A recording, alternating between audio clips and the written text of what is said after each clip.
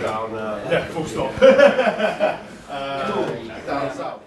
Okay, so give me some audio. Testing, speaking, hello, bore da, croeso, Rory. That'll do, chat, chat.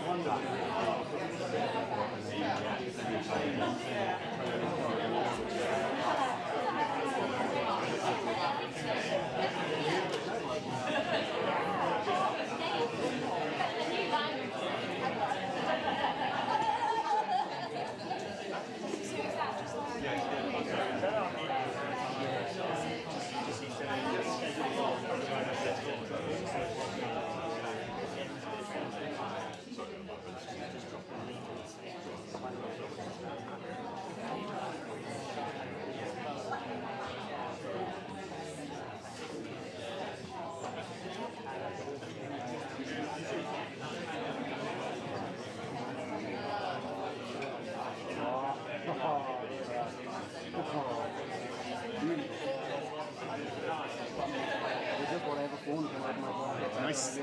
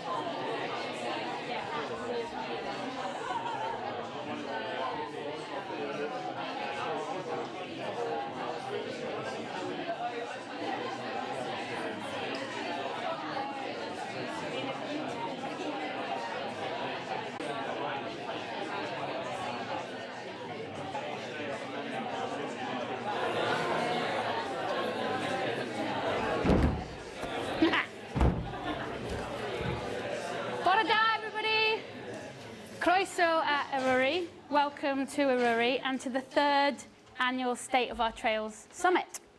My name is Rachel Cruz and I'm your host for the day. My pronouns are she, her, and I'm a local instructor, so I work here in Ururi and nationwide as a mountaineering and a mountain bike instructor. But my other little thing is that I do a little bit of presenting, so I'm here to guide you through the summit today. But I'm not going to speak that much. It's going to be all about these amazing people in the room, and it's going to be about you speaking to each other and connecting. So you might have seen the view from the bar. The volcano in the distance is Orbea, which is our beautiful mountain, sometimes called Snowdon. Some say it's the most photographed view in the whole of the park. So what we're going to do, because it's very important that you pronounce the mountain right, and I'm sure it might feel a bit uncomfortable if you're an English speaker, is we're going to learn to say Orbea. Okay, there are a few Welsh speakers in the room, so if you're sitting next to one, give us a wave, Welsh speakers. I think that's really... Oh, yes, look at that. So they can help you. So what I want you to do is turn to the person next to you, and I want you to say Orbea. Do it now. Yeah. Yeah, so it's Orbea. Good. Enwy ydy. Yeah, nice, hard. Yeah, okay. Okay, if you've got that, you need to say Ururi. So that's Snowdonia. You say Ururi. Ururi, very good. And Welsh speakers, did I do a good enough job? I didn't butcher it. Yeah, thanks. At least you're being nice to me. So welcome to our online audience as well. Thank you so much for joining us, and you really can play a vital role in today's summit. Please put your thoughts and comments in the YouTube comments section. For everybody else, if you've got a question and you don't want to put your hand up, because it stalls things and it feels awkward, then we have a Twitter feed. It's @TrashFreeTrails. So please ask questions, add comments in there, and throughout the day we're going to be trying to read out and answer your questions and comments. If you're doing any other social media, so Instagram, Twitter, TikTok, the other ones, then we're #StateOfOurTrailsSummit. So please include us in any social media. In an effort to keep to time, I'm the one who's going to be chivvying you along all day. So if you think, breaks till 11, it's not, it's 5 to 11. I'm going to have you back in here. So we're going to try and keep to time so that we get everything done. We've got lots of really exciting, brilliant content. So a few notes from Plas Brenin. If you're staying tonight, please can you read the sign on the back of your door with all the emergency exit information in case of a fire. If there is a fire alarm, we're not planning one. The assembly point is by the coffee. Yes. So if you head down these steps towards the well in the courtyard, that's where we assemble. And incidentally, that's where Lauren is with the coffee. I'll tell you about that in a minute. So we're a no smoking centre. There's absolutely no smoking on site. If you want to smoke, you have to leave. So away with you, across the road, out of the boundary of the whole of Plas Brenin. And to ensure a safe centre, please can you unplug any electronic devices when you're not with them. There was a centre in Scotland where a cheap head torch exploded and sprayed flaming battery acid all over the walls and set fire to the building. So no electronic devices. If you have a special dietary requirement for lunch or for later, then please can you let them know in the kitchen. And hopefully you've all checked out if you're leaving today. If you're staying tomorrow, checkout is at 10 o'clock. Okay, we've got regular breaks. It's really hot, isn't it? I'm really hot. And the next one actually is just after this at 10:30, so don't fret. We've got lots of time for you to connect and network and chat to people and share ideas. If you need the outside, yeah. If you need the toilet, it's not school, so just go. There's 2 through here, but that's a bit tricky. The hand dryers in there sound like a jet engine. So if you could not use the hand dryer, just, like shake, and that's what trousers are for. Otherwise, through the bar, there's toilets, and there's also some above reception as well. Tonight, there's a drop-off going to Llandudno Junction at 6 p.m. So if you're getting the train, then please make yourself known to one of us so that we know to give you a lift. And there's one tomorrow at 10 a.m. Joby, who's at the back, everyone give Joby a wave. Joby Newson is filming and photographing today. So it's for live streaming and further marketing. So if you do not want to be in any photos or video, please will you make yourself known to Joby. If you've told someone that you're sick or you're at a really boring meeting in London and you're actually here, then just let Joby know. If you've got a Beer Mat lanyard, it'd be great if you could put your name on there and maybe a little bit about you. Has everyone got, did you bring your own? I've got one spare. Does anyone need one? Can't give us away. Martin? No one wants one. You've all got it. Come and get me if you need it. A few introductions now. So the 3 key Trash Free Trail team members. We've got Dom Ferris here. He's the founder. We've got Rach Coleman. We'll be hearing from her. Communications manager and programs manager, Rich Brenin. Hannah from Digital Communications is doing social media all day. She's also managing the Twitter feed. So if you've got questions, then tweet them to her and she'll give them to me and I'll read them out. It'll work, I hope. Violet and Simon from Pie Factory, which are over there. You might have met them on check-in. They're our event support and we are incredibly grateful that they're here to support us with this summit. So thank you very much. Rosanna from Snowdonia Gear Repair is doing subsidised gear repair in the bar. You only pay for the materials. I've already had my bike shorts fixed. Yes, she fixed the zip. So go and see her, and she can stick patches and sew patches on things. So if you, like, oh, I didn't bring something broken, then just, you know, give her your shorts or something. Get a patch. Lauren from Kickback Coffee Roasters. She's down in the courtyard where we assemble if there's a fire. Kickback Coffee have partnered with Trash Free Trails through 1% for the Planet, and they've supported the Purposeful Adventure campaign this summer. She's doing filter coffee all day, and it's free. But she's also doing posh coffees, espressos, and frothy coffees in all the breaks. So as soon as there's a break, you need to get up and run out and go and get a coffee. Take your own cup if you can, because we are Trash Free Trails after all, but she does have some cups. Beth Breeden, who's at the back here, from B in the Big, is taking visual minutes of the summit. She's listing out for the goss, so watch out, or you might be on the screen over there, but go and have a look at what she's doing, and she's also responsible for all the art on the windows. I'm going to pass you over to Dom to just introduce a few other people. Thanks, Rach. Good morning, everyone. Trash Free Trails is for everyone, for riders, runners, roamers alike. The most important people in our organisation by a country mile are the people who donate their time and talent and passion to our cause. Our volunteers. So the first thing I wanted to do is to make sure that I acknowledge those people in this room, and hopefully today maybe we get a chance to celebrate them. Really forgive me, there's no particular order. Obviously there's our team, so Rach and Rich and Hannah and Reg and everyone in our team that works with Trash Free Trails is incredible.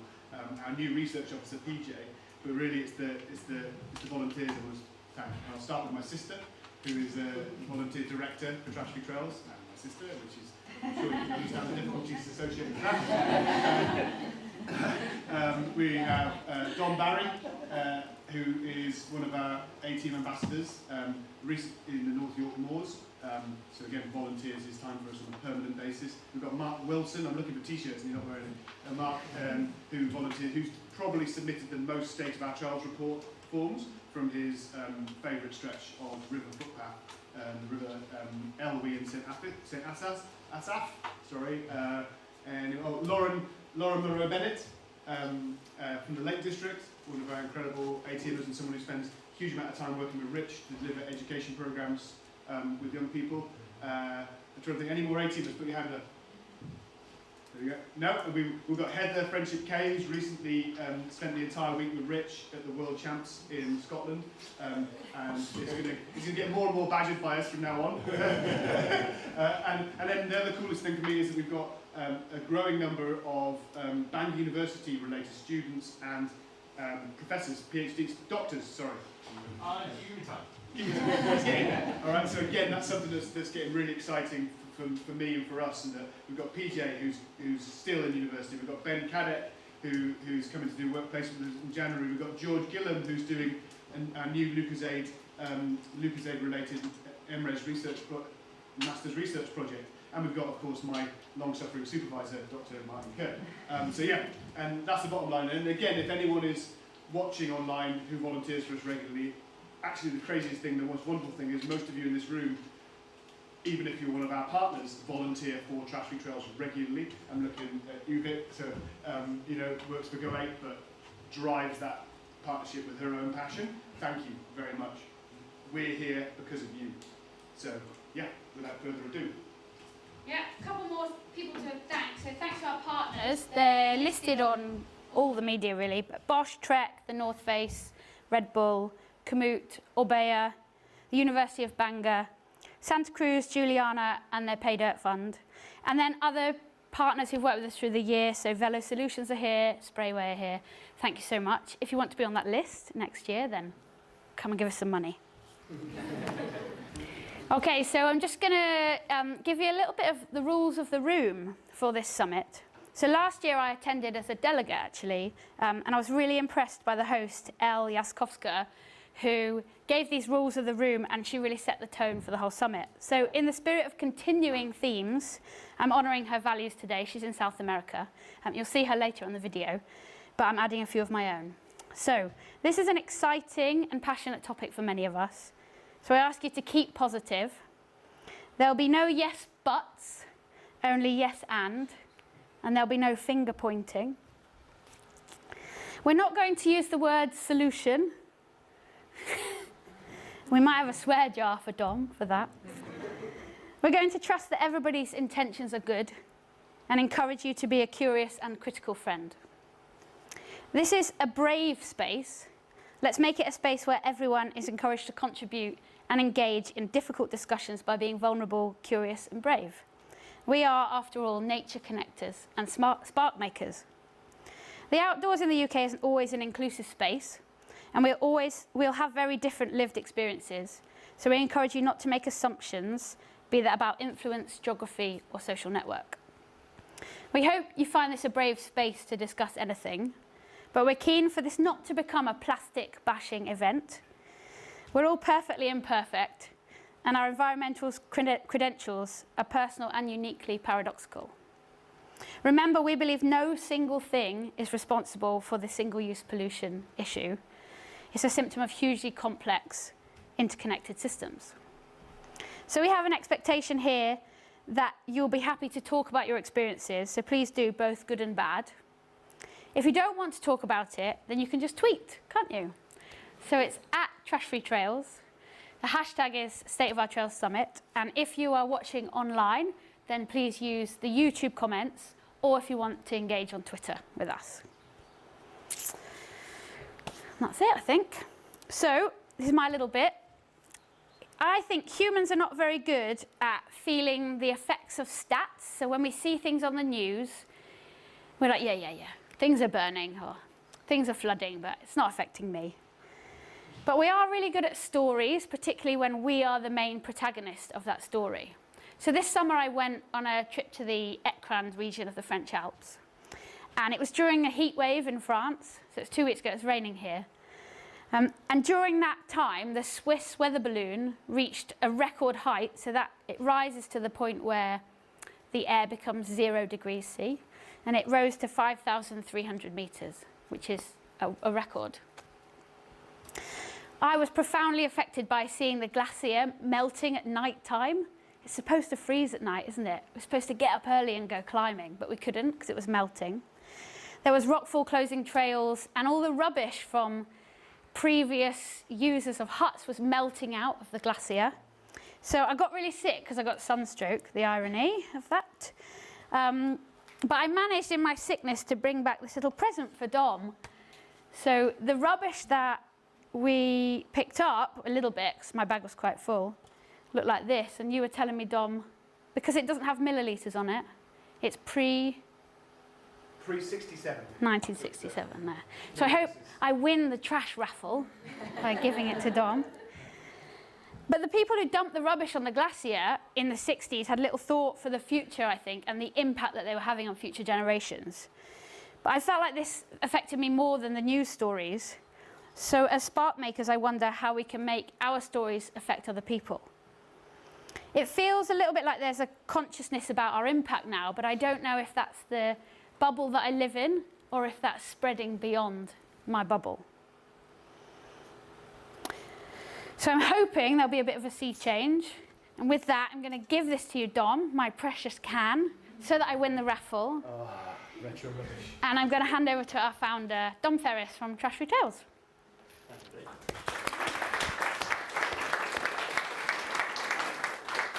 I know. The increase in the number of face tattoos. Believe us, we're thinking about that, and we're thinking about how we can make it as comfortable as possible. Okay, so this event is the third event. It's called the State of Our Trails Summit. The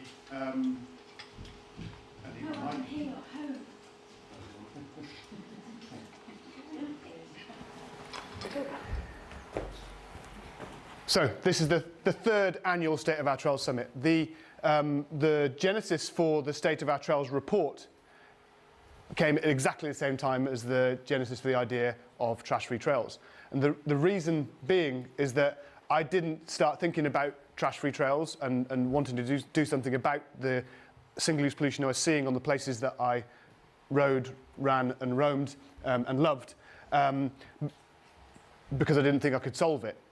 I believed there was a chance we could solve it. The first thing is that at the time I was working for Surfers Against Sewage, and anyone who has done a beach clean or done beach cleans will know that the tide is quite a problem. Will know that time is quite a problem. 70%, minimum 70% of marine plastic, I think it's probably more than that, sinks to the ocean floor and is only reanimated during massive storms. Time is also a problem because a plastic bottle can last up to 450 to 1,000 years in the environment. So how far can that bottle float when it is dropped on a beach or on a street or in a river? On our trails, we are the tide. Unless an item of single-use pollution has blown in, so with helium balloons maybe, farm wrap, that single-use pollution has been dropped there by someone who has set foot there. So we have a chance to speak to those people.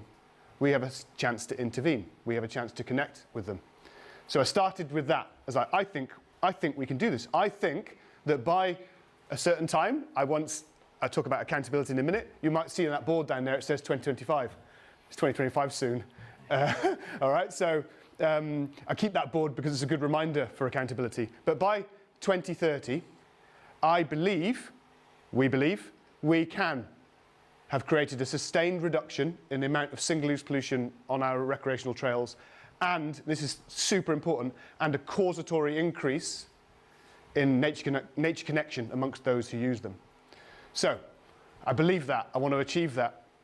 The biggest word that I want that trash-free trails needed to have for me to feel comfortable, to feel like I wasn't compromising myself or being a hypocrite, was accountability. And I actually want to have that word today. I want you in this room and you listening to hold me accountable to what we say we're going to try to achieve today, to what we say we're going to try to achieve in the coming months and years. But I also want you to hold yourselves accountable. Hold yourselves personally accountable, professionally accountable. Hold your organisations accountable. In other words, there's another word for it: own your shit. So what do I mean by that? If we're going to say that if we want to say that we've created a change, Martin, he wasn't listening, he would have told me off for that. He told me off for using the word prove once. So I started to realise too that, well, okay, what's the best way that we can hold ourselves accountable to what we're trying to achieve? Let's do it scientifically. Let's hold ourselves scientifically, academically accountable for our work. So the State of Our Trails report is that. It is our conscience. It's how we measure, evaluate, re-evaluate our work, our progress. It's how we are transparent to our audience. It's how we let them know that we've used their time, talent, donation, money well. It is how we find out whether we've reached our mission by 2030. Every time we gather you in moments like the State of Our Trails Summit, that's when we're going to check our progress, and we want you to help us check it well. So today we're going to take you through a series of sessions on the obvious to start with: single-use pollution. How much is out there? Where is it when it's out there? What is the composition of it? What brands are we finding? More importantly, what impacts is it having ecologically on the flora, on the fauna? And we're going to talk about how we're seeking to innovate, how we evaluate and measure that. There's some innovation that's required. Next step, how are we going to connect people with nature? We believe that disconnection is one of the driving forces behind the issue of single-use pollution. It's arguably a driving force behind a lot of issues that we're facing. So for us, if that is in any way true, the not going to use the S word is a way to tackle that, a way to approach that positively, must be reconnection. And if people feel comfortable leaving single-use pollution in and on our trails and wild places, sitting on top of Snowdon or Wither and looking at our view and leaving single-use pollution behind them, there must be a disconnect there. So Rich and Em are going to talk to you about how we at Trash Free Trails seek to create connection with nature through contribution to nature. And then, arguably the most important thing for us in this room as a group, as an ecosystem, we're going to have the wonderful Stan and Em, and Rach, talk to you about emergence, the emergence of us in this room as recreational trail stakeholders, people who rely on these places for our well-being and our living, what we can and should and need to do to better protect and enhance our trails and wild places for us and those who come after us. So that's how the day's going to go. And like I say at the end, we want to wrap it up. Did we do that? Have we made progress? That's another key word for us. I'm not saying we need to have solved it. Didn't use the word salute. I'm just saying, have we made progress? Those of you who've come for the third year, and it's wonderful to see a few of you as well. So I know Duncan, it's your third year. I know Graham, it's your third year coming here. Andy, it's your third year. Forgive me if there's other people I've missed. Have we made progress on that first year? Does it feel like one of those whiteboard paper conferences where people make notes, they get stashed behind the desk, someone quietly throws them in a bin one day when no one's looking? All right, so have we done that? And also, have we spent time outdoors in the places we love, having a nice time together? Because that's our why. This is why we're here. So have a wonderful day, everyone. And I look forward to hearing your thoughts on how we can do what we need to do.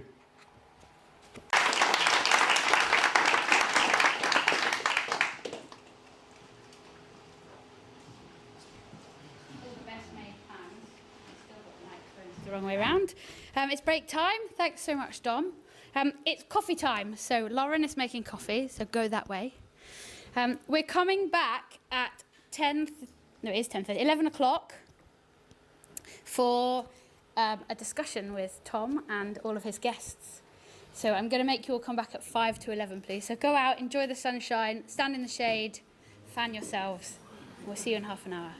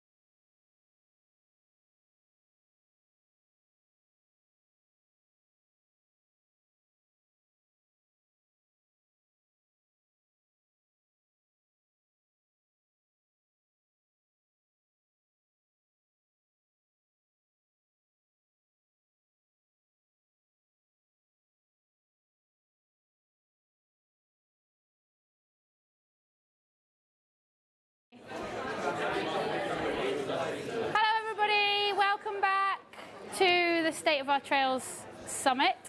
I'm sorry that it's hot. We found 2 fans. I hope that they do make a little bit of help, and we're going to keep the doors open and try our best. It is really hot. If you feel like, gosh, I'm overheating, do just, self-regulate, get up and leave.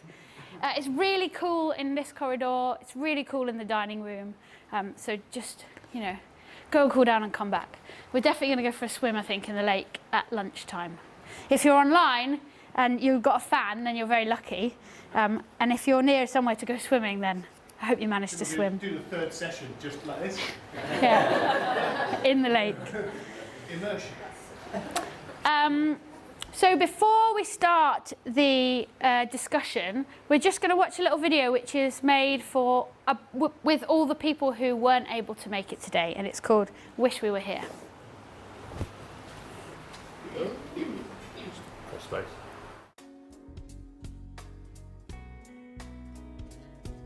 Hey everyone, it's David here, member of the Trash-Free Trails Steering Committee. I'm gutted to not be able to join you in Naruri this year. The State of the Trails Summit is such a vital moment in the calendar for us to check in with ourselves and recognise the progress and the changes that we're making to our wild places. Trash-Free Trails community is forever inspiring. Please keep up the great work, be kind, have fun, and see you all soon. Hey, it's Andy from Trek Factory Racing Enduro. Apologies for not being able to make the State of Our Trails Summit. We'll be out in Loudonvier for the penultimate round of the EDR World Cup. I hope everything all goes well. Keep up the good work. Thank you. See you soon. Hi everyone, Jay here from St Paul's Adventure Playground. Really sorry that we can't make it along to the State of Our Trails Summit. We've been extremely busy delivering on our summer provision, some open access play sessions here, and also some outreach work elsewhere as well. We do look forward, however, to working in partnership with you going forwards. We are big believers in what you do. Hi guys, it's Hattie Harnden from Trek Factory Racing Gravity. Really sorry I can't be at the summit, but going to race the next World Cups, so I look forward to seeing you all later on in the year. And thank you Trash-Free Trails for doing such a great job. Can't wait to see how it continues to develop in the future, and thank you very much. Hi everyone, I'm Manon and these are my spoils from this afternoon's bike ride forage. I'm a mountain bike ambassador for Specialised Soul Searching in Patagonia, and I'm really sad and sorry not to be there with you. This year it was really brilliant last year, and I'm looking forward to hearing everything that comes out from it and reading more. I'm going to be at a week-long Patagonia Ambassador Summit, which is why I couldn't be with you this year, but as I say, have a brilliant time and I look forward to hearing more and being with you next time. Hi everyone! Sort of wish I was there, but I'm also quite happy here. If there's one thing I've learned so far on this bike tour along the Andes, it's that a shared love of sport and the outdoors can give you an incredible common touch point for interpersonal connection, and I think that's so exciting for Trash-Free Trails and the mission to think local, act global, or is it the other way around? Unsure. Hi guys, Reece Wilson here from Trek Factory Racing Downhill. So unfortunately I can't be at the summit, and also unfortunately for me I've not been doing a whole lot of riding over the past few months, but as of recently I've gotten back out to my trails again, and it's been great to turn up to our local trails and see them trash free and fingerprint free from all human beings. And yeah, I really hope we can keep that going, and the support and everything from everybody for Trash-Free Trails is really good to see, and long may it continue. Hi everyone, it's Matt down in sunny Cornwall. I wish I could be there at the summit this year. I hope you all have the best time. Cheers! Hey Trash-Free Trails, it's Lucy here from Endura. I am so sorry I'm not attending. I am actually gutted. You guys caught my heart in Glentress during the World Champs, and I love what you do. For me, I think it's so important the hard work you're putting in is to inspire the young minds, and that's what I'm also looking forward to seeing the outcome of this summit. As a new mum, I want my little boy to know that it's not okay to see rubbish and trash on the floors, and we need to do as much as we can to look after our little planet. So for me, what does wild places and trails mean to me is using it as an education to show my little boy that that's not okay, and we want to live in a clean space so we can all thrive. So I will see you all soon, and I am so sorry I'm not there. Bye. Hey everyone, my name is Macy. And I'm Tori, and we are No Trace Trails, a project that is surveying trash and microplastics along the Pacific Crest Trail, which is a 4,200 kilometer trail along the west coast of the US. We're currently on trail right now, so we're bummed that we can't join you in person, but we're really excited to be a part of this like-minded group of people who care about what we care about, and we're looking forward to sharing our results with you in the coming months. Thanks. See ya. Bye.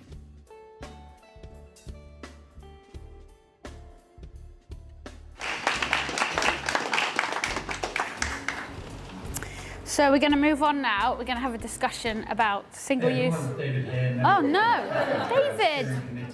I'm gutted to not be able to join you in the Ruri this year. The State of the Trail Summit is such See you later, David.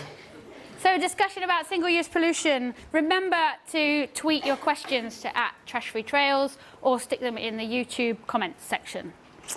So I'm going to introduce you now to the chief storyteller for Trash Free Trails, Tom Hill. Tom you're the lead writer for the upcoming State of Our Trails report. He's a freelance writer and photographer. I first met you, Tom, just on the side of Llynamumba here a couple of years ago for the first State of Our Trails Summit, I think. I remember you eloquently practicing your report, and I thought, oh, he's a cool guy, I want to be his friend. So I'm delighted to say he is my friend. How much has changed? Tom Hill, everybody.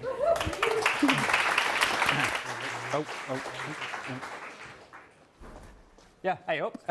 Morning. Oh, thank you very much. Yeah, storyteller in chief, it's a bit of a weird one, isn't it? And one of the things that I love, I've worked with Trash Free Trails now since 2020, and work with some amazing people, the volunteers, the guys at HQ, and they're all amazing storytellers in their own right. And all I get to do is take the little bits and pieces that they tell me and hopefully translate that into a consistent narrative. And yeah, storytelling for me is such an important part of the process because, yeah, as Rachel said just before the break, stories breed empathy, they breed ideas, they breed creativity, and they bring the data to life. And you know, data it's so important. It is absolutely vital. I recognise that, but I'm also terrible at remembering numbers. And you give me a story, and all of a sudden that brings meaning to it. And hopefully that's what we're going to be doing today. And that's what we're trying to do with the State of Our Trails report as well.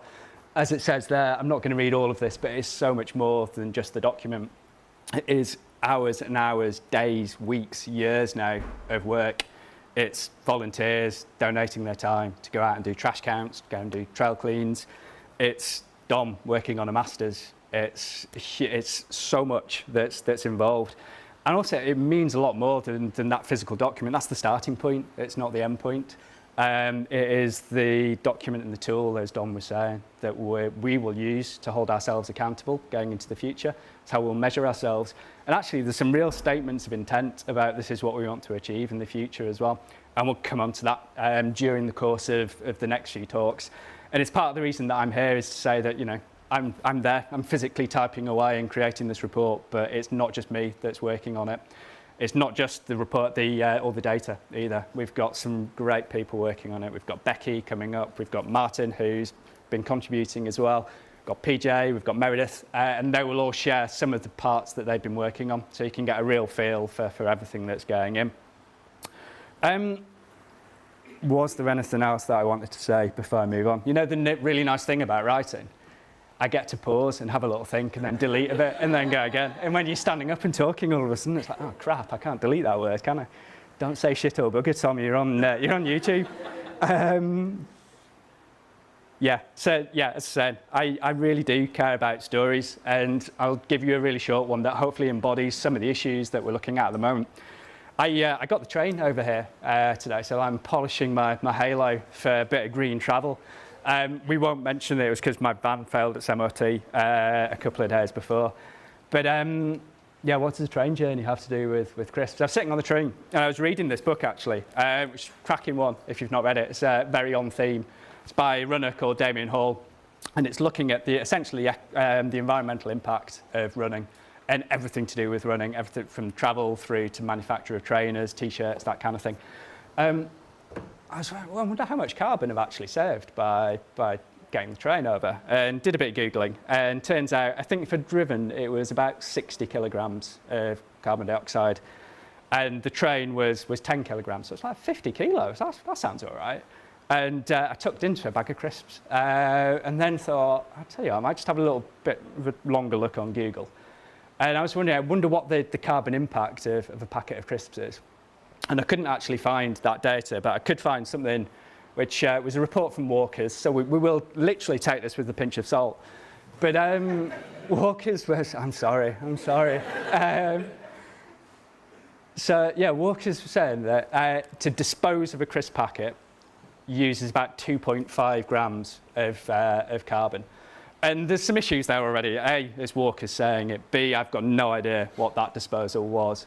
And C, we're here at Trashy Trails. I don't think it includes the packets of crisps that end up on our trails, underneath our trees, in our rivers, in our oceans. But okay, we'll take that figure. It'll do. So I wonder how many packets of crisps do we eat in the UK? Yeah, 6 billion packets of crisps.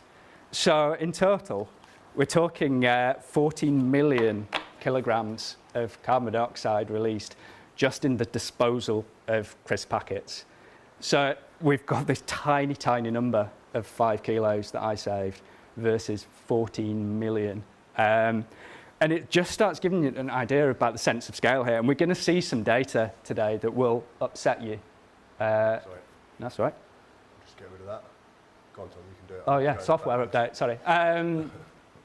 Yeah, I mean, the data, as I'm looking through it, it saddens me, upsets me, it angers me as well. It frustrates me.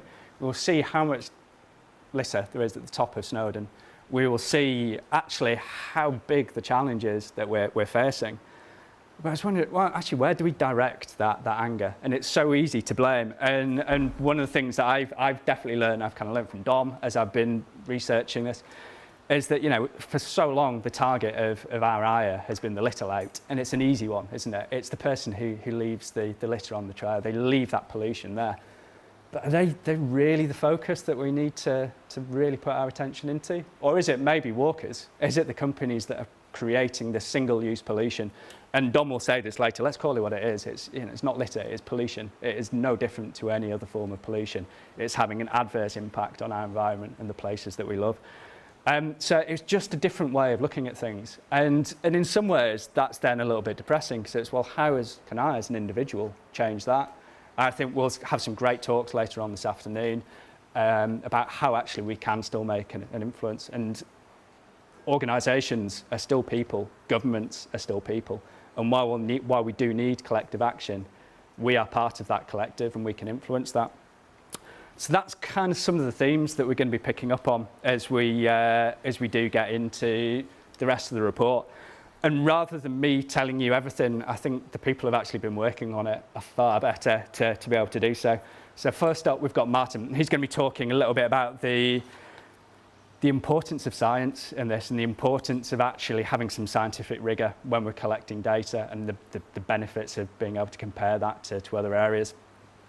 We've then got Becky, who will actually look at that data in a little bit more detail. We've got Meredith, who's got some really good practical examples, as has Dom.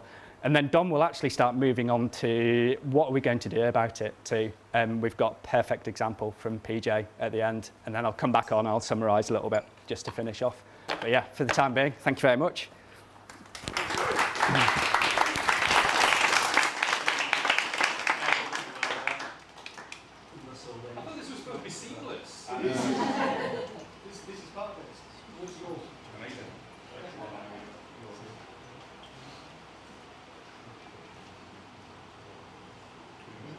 Cheers.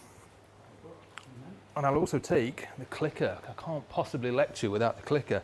Thank you so much for the intro, Tom. My name's Dr. Martin Kerr. I'm from Bangor University, and I am Dom's long-suffering Master's Supervisor. So underpinning all the work that you are going to see today is this Master's that forms a sort of academic bridge, if you like, between the work that Dom and Trash Free Trails, and in fact yourselves, are doing as an NGO and the world of research. And those are two quite different worlds. And what I try and do, ideally, is to form a cooperative link to try and make sure that everybody's playing from the same hymn sheet, everybody's singing from the same hymn sheet and playing the same ball game.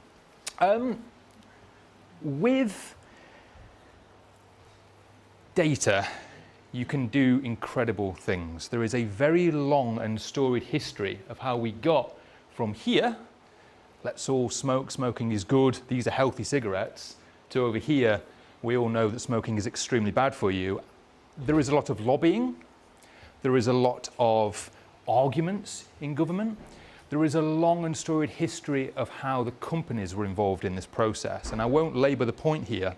What I will tell you is that underpinning this story from here to here is rigorous, academically generated data. It's only when you start to get numbers like, if you smoke this, you will get cancer. You will cause birth defects, your teeth will fall out, and so on and so on and so forth. It's only when you get those numbers that you can really start to leverage some change. The statistics that you're going to see today are just the start of a journey. We are going to start to develop some very, very, very important changes, I think, over the next few years, the goals that Trash Free Trails has, the changes that we're going to see. How do we get from here to here? The key, as I said, is to generate academically robust data. And if I said to all of you, those of you from a non-STEM background, what do we mean by an academic? What do we mean by a scientist or a researcher? If I say these words to you, you probably have an image in your head that looks something like this. Somebody in a white lab coat, hunched over some large pieces of equipment surrounded by white, pristine environments. If you Google academically robust or the scientific method, you will get something that looks like this. You'll get this stage process, making observation, ask a question, gather data and test that hypothesis, examine the test results. This is what I'm going to talk to you about in a minute. And then we report our findings. But actually, that, for me, isn't really the academic process. That's a fairly normal process that all of us do all the time. Oh, I've woken up feeling rough today. I'm not at my best. I'm pretty rough, right? This isn't feeling great. Probably what I did was I spent too long on my phone last night. I should have switched the thing off much earlier. I really do need to stop doing that. I'm going to change my behaviour.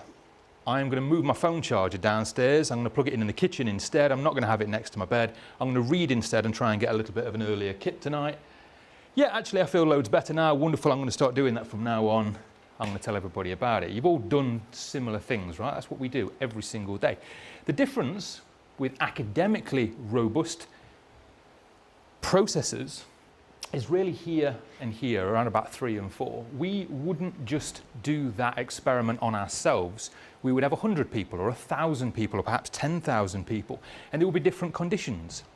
You would have some people who were allowed to do what they wanted with their phone. You'd have some people who had screen filters on. You would have people of different ages, people from different jobs, people who work nights, and so on and so on and so forth. You'd have all these different conditions. And then you would have replication. You wouldn't just have one person, you would have 100 people maybe in each group. And with that replication then, we have a methodology that applies not just to you as an individual, but to lots of people, hopefully. And with that replication, we can do the S word, we can do statistics. You are going to see some descriptive statistics today. I want to talk to you briefly about what we call inferential statistics and the importance of inferential stats. This quote, lies, damn lies and statistics, has been banded around for years. You've all seen that one before, yeah? It's an old one for all of you, yeah? That has been attributed to Benjamin Disraeli, to Winston Churchill, to Albert Einstein, gets attributed to everything, doesn't it?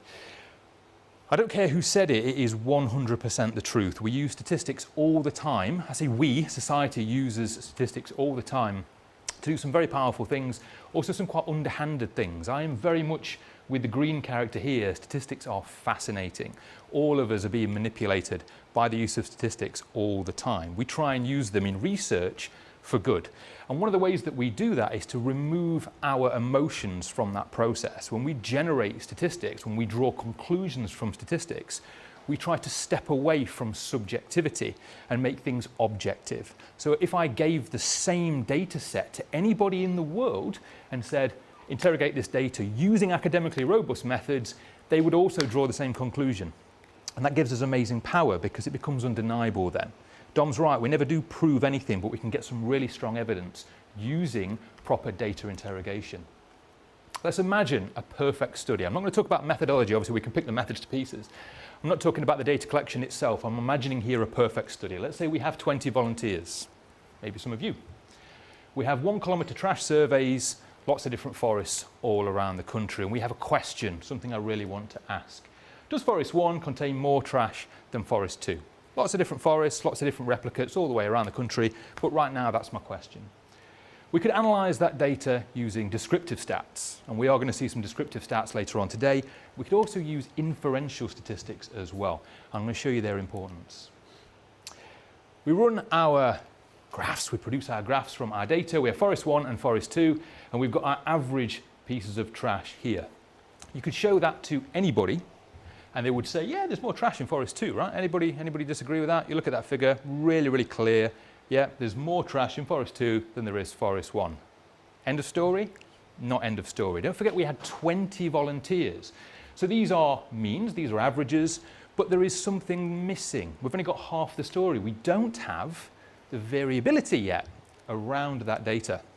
This is the same data with that variability added. Now again, I ask you the same question. Does Forest 2 have more litter than Forest 1? Less clear now, isn't it? All of a sudden it's not quite so apparent. Remember I said earlier on we had many forests. We haven't just got Forest 1 and Forest 2, we've got more than that. So I add Forest 3. The data has not changed. I have not moved these points, nor the variability around them. Suddenly, Forest 1 and Forest 2 look pretty similar, don't they? And this is where descriptive statistics can be quite misleading, and this is where we need to be very careful as researchers, certainly if we're lobbying the government or we're lobbying companies, we're trying to change policy, we're trying to change law, we can't just come along with descriptive stats only. The power of the story is there for the public, but if we're going to make real changes at high level, we need to make sure that we have conclusive evidence. This is where descriptive and inferential stats starts to differ. I haven't changed this data here at all. Forest 1 and Forest 2 are the same, they're the same down here, but straight away you would draw quite different conclusions. We can use something called inferential stats, and inferential stats are essentially mathematical tools that we use to interrogate these data sets. Anybody here from a STEM background, science, technology, engineering, maths, you all know inferential stats then, don't you? You've all had some connection with them, yeah? Anybody outside of those people who just raised their hand, anybody ever encountered some inferential stats before? Anover's t-test, Kruskal-Wallis? Am I giving you horrible flashbacks? Some of these tools actually only exist to give us the information we need to test the next set all the way through that data. We go from one inferential stats test to the other, and we work our way through to the test that is needed to answer our question. And this is actually one of the pieces of inferential stats, one of the underlying mathematics behind the stats that we use on a regular basis. A lot of what Dom's thesis is going to be over the next 6 months or so is underpinned by inferential stats like this. We have our within group variation. At the start of this, I showed you just those means. We didn't have that variability. I added the variability on, and all of a sudden we start to see that data very differently. We also have between group variation. We have the difference between 1 and 2, but also the difference between 1 and 3, 2 and 3, and so on. If we take the between group variation and divide it by the within group variation, we get something called an F ratio or F statistic. And every F ratio that you can possibly generate from any data set, combined with the replication that you have, 20, 20, 20, and the number of groups that you have, 1, 2, 3 in this case, every single F value can be turned into a p-value, a probability value that gives us the probability that these groups are different, or that there is a difference somewhere in this model. The crucial thing here is I didn't generate that. It isn't an opinion. It isn't based on my emotions. I don't have to look at this figure as a scientist and say, yeah, I think there's a difference there, or maybe there isn't a difference, I'm not really sure. I do this with maths, and therefore my emotions are not involved. I wouldn't conclude that any two groups are different from one another unless there is less than 5% overlap between those two groups. That doesn't sound like a lot, does it? That's a really, really small degree of overlap. We have to be pretty confident before we say, yes, there is a significant difference between Forest 1 and Forest 2, or Forest 2 and Forest 3, or whatever it is. That's really, really, really important. With tools like that, we can get from Lucozade bottles that you're seeing out there today, Coca-Cola bottles that you're seeing out there today, with just a little bit of a triangle on the back, we can get somewhere like this. The vision is that we will have warning labels, exactly the same as on smoking packets, warning labels that enact change. What if a member of the general public picks up a bottle and they see big, scary stats on there, stats that remind them of the damage that that single-use pollution can do? That's how we got to where we are now with smoking. Very, very, very difficult to ignore those labels if they're right there on the product. And with inferential stats and with academically robust data, hopefully that's where we'll get with single-use pollution. Thanks, folks.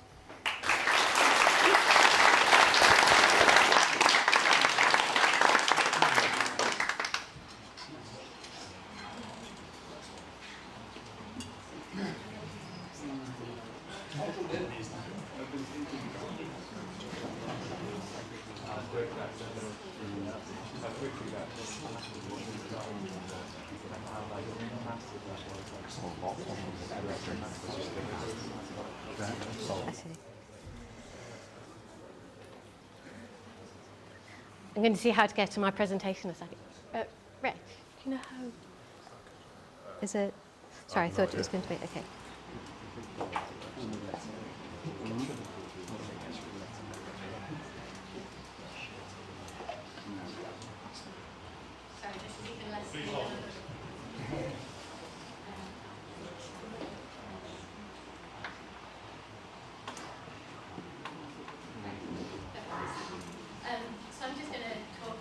Minutes or so about the data side. So my background is basically using data or creating artwork using environmental data. So it's this crossover or intersect between data, design and the natural world, which is exactly what Trashy Trails are doing, and it's how I started doing this work with Dom and the team about 3 years ago. So just really quickly, because of time, I'm going to go through the last 2 iterations we had of these State of Our Trails Summit, State of Our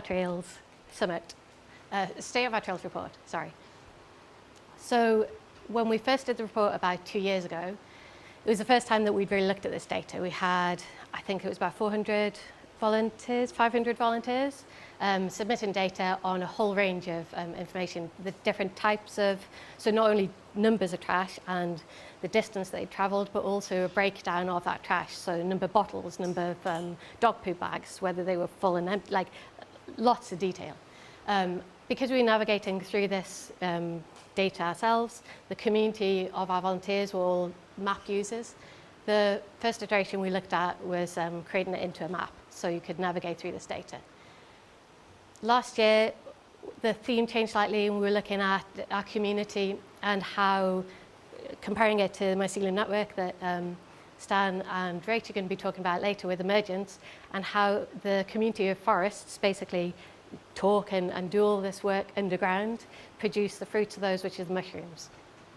And so we created these mushrooms out of data to talk a little bit about our own community and how diverse that is, and how each of the different sort of sectors, whether it's runners, riders or roamers, or individuals or large groups, all bring different things to the Trashy Trails, basically. They collect more data, they travel further, they submit more reports. So moving to this year, we've returned to this theme of maps and are basing the report on the national parks of America. Just really because we've got this book of all the different, going back to the sort of 60s, all these different guides. And what they're doing is helping you to navigate through the different national parks. And what we're hoping to do is help you navigate through this world of Trashy Trails and the data that we're collecting within it. And as part of these reports, there's these big the covers have these big sweeping vistas of like the Grand Canyon or Yosemite or whatever it is, and they're largely created as half-tone images. So rather than just convert our photo of Snowdonia that Tom actually took into a half-tone image, we decided to turn it into a series of dots that will look like the mountain, but use the same number of dots of every single piece of trash removed from the trails since the inception of Trashy Trails, which was about 4 years ago, to create this image. So this image is based on 216,466 dots. And actually, when I was practicing presenting this, not that you could tell, I was going to say about the board, which is much larger, because I've only really seen this image up to now on my computer screen. So it's always really tiny and it looks like a picture. And I was going to say you can see the dots. But even looking at it as a huge poster, it just shows how much litter there is, because it still looks like an image rather than a series of dots. So we'll talk a little bit about those dots. So the next 3 slides are looking at showing an overview of the volunteers, because we only have this data because of those volunteers. Then I'm going to look a little bit about the composition of trash, and then we'll finish with the impact that that's having on both the trails and also the volunteers that are collecting this information. So this, again, I'm going to go through it quite quick just because there's a lot of it. But in the next couple of weeks, it's going to be, actually for World Cleanup Day, it's going to be published on the Trashy Trails website as an interactive dashboard, just as I'm going to show you now. So you'll be able to basically look at your own trails or your own areas and see this information where it's affecting you. So yeah, as it says, those 2,307 volunteers, and this is, even though the map there is showing the UK, we're looking at, this is worldwide, there's 350 locations globally. There's Nepal, Poland, there's a lot of different locations. The map is focusing on the UK just because we're using postcode, but the numbers all relate to all the surveys that have been submitted. So in the reports, there might be a slight difference in these numbers, just as Martin says about being academically rigorous even. The numbers in the report, in the summary, some of them are looking at the trail claims that we've had submitted through social media. This, because we're trying to make more research-based, use it as data-based evidence, we're just using information from the people who have submitted the reports, the trail clean surveys. So yeah, 2,307 volunteers, spending 51,308 minutes of their own time, cleaning 5,023 kilometers, over 700 different trail cleans. So the map on the left-hand side, each dot is representing a different location of a trail clean that's taken place. And the size of that is based on the minute, the time spent. But again, as Martin was saying, you can look at different types of data and it can show different types of story. So if we go up to the top, we can change the size of those circles to relate to the number of people. So now we're seeing a slightly different picture and slightly different hotspots. And again, if we change it to the distance cleaned, it changes it again. So within the report, and I was saying when it's online, you'll be able to do this yourself. You can actually click on any of these points, or click on a large one, SL5, which is near here, isn't it, over the border in Wales. I think someone was saying that they came from SY5 postcode. But by clicking on a point, you can drill down to the information on the right-hand side. So showing how many volunteers, minutes spent, kilometers cleaned, and total trail cleans in that area. And if you want to do actual locations, say, so I'm from Edinburgh, so if you type in EH, you can look at larger areas as well to tell you what the state of your trails are. So the next one is looking at prevalence and composition. And as we were saying before, there's so much data that we've collected and the volunteers have submitted. So this really is just a really small, sort of slimmed down overview of this data. So for example, the most found brand that you can see, we actually asked people for their top 3 brands. So this is just looking at the most prevalent brand that they see. So at the minute, for the whole of the worldwide, of all the trail clean submissions, it's Lucozade. But if we were to click up in, say, up here, we've got different brands. And again, I think this one has a different one as well. Yeah, Aberdeen up there has Red Bull. And again, you can look at, say, if we look at, I think, Wales, generally, sort of LL, postcode. Yeah, it's still Lucozade, but there's different pockets where you can explore this data and see what brands are most found within your part. So top right is looking at the total items of trash. And again, it differs because this is looking at people who have submitted trail cleans, which again is showing how important, like all the time that's spent on actually doing these trail cleans. If the data isn't submitted, we can't actually use it in this report and for like doing evidence-based, like sort of contributing to policies and things like that. So yeah, it's really important. We ask questions on how much of the trash you found you end up recycling and how much of that is single-use pollution. So you can see worldwide, on average, over 80% is single-use pollution. So basically, shouldn't really, in theory, even, I mean, it's single use, it's just being chucked out, but in the wrong places. And then the chart down the right-hand side, if you can just about see the numbers, is looking at some key items, really, that Dom's going to be talking a bit about. Things like energy drinks, which is unique to the trails, as opposed to looking at beach cleans. Smoking, in terms of the vapes and the increase that we're seeing in vapes being found, and how like a ban on that would actually remove 3,763. The to-go packaging, which again, there's policies being looking at that to ban that type of pollution.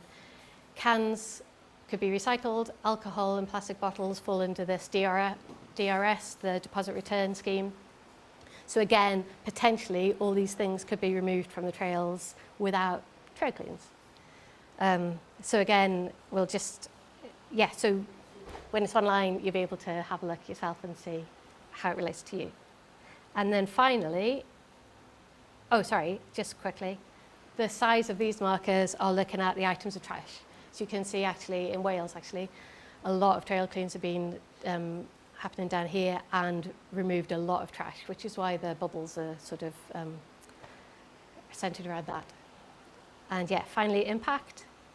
So each of the dots on here are now relating to the number of cleans. So again, another picture again, looking at hotspots of where all the cleans are taking place. And then we've got 3 percentages looking at the impacts. 2 of the impacts about animal interactions, or how basically dropping trash is affecting nature and the places that call our trails and wild spaces home. And the third one is the impact on the people actually removing this.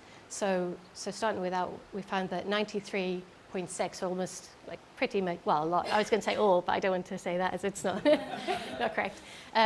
People feel more positive and more connected to nature after doing these trail cleans. So this connection thing that Dom was saying about being missing from the link, like we're proving that it has a positive impact on people taking part in this. And then the other 2 looking at animal interactions. The top one, so 32% of all trail cleans report some animal interaction. So whether that's dead remains found in crisp packets and bottles, or just teeth marks on certain pieces of litter. And of those interactions, 21% result in death. And you can see on the map, this is just all trail cleans. But when we look at animal interactions, so just ones that have had interaction, you can see it's not localized to, I don't know, just Wales, or just one person that's doing a certain report and looking out for this. It's nationwide. And actually, if we had postcodes, same cell postcode worldwide, we'd see this as like a worldwide issue. And then the same for the deaths. Again, it's not localized. There's less of them because we've got less data, but the map is pretty much covered. So, and that's it.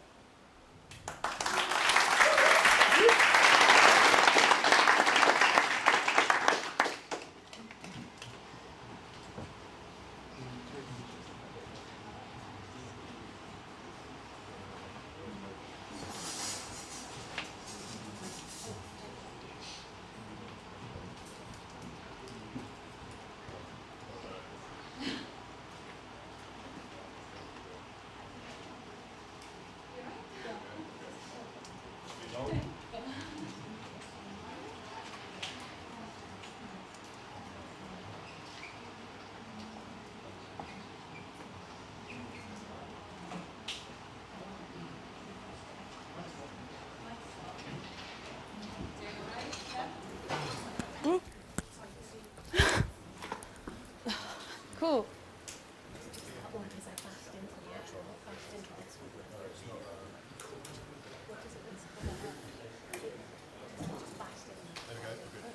We're good? Wonderful. So, hello. I'm Meredith Cave. I'm from CDG. So my background is actually in geology. So looking at soils and microplastics and macroplastics is sort of a new experience for me, but it's been really interesting because years back, too many years back, I did some field work around Snowdonia area.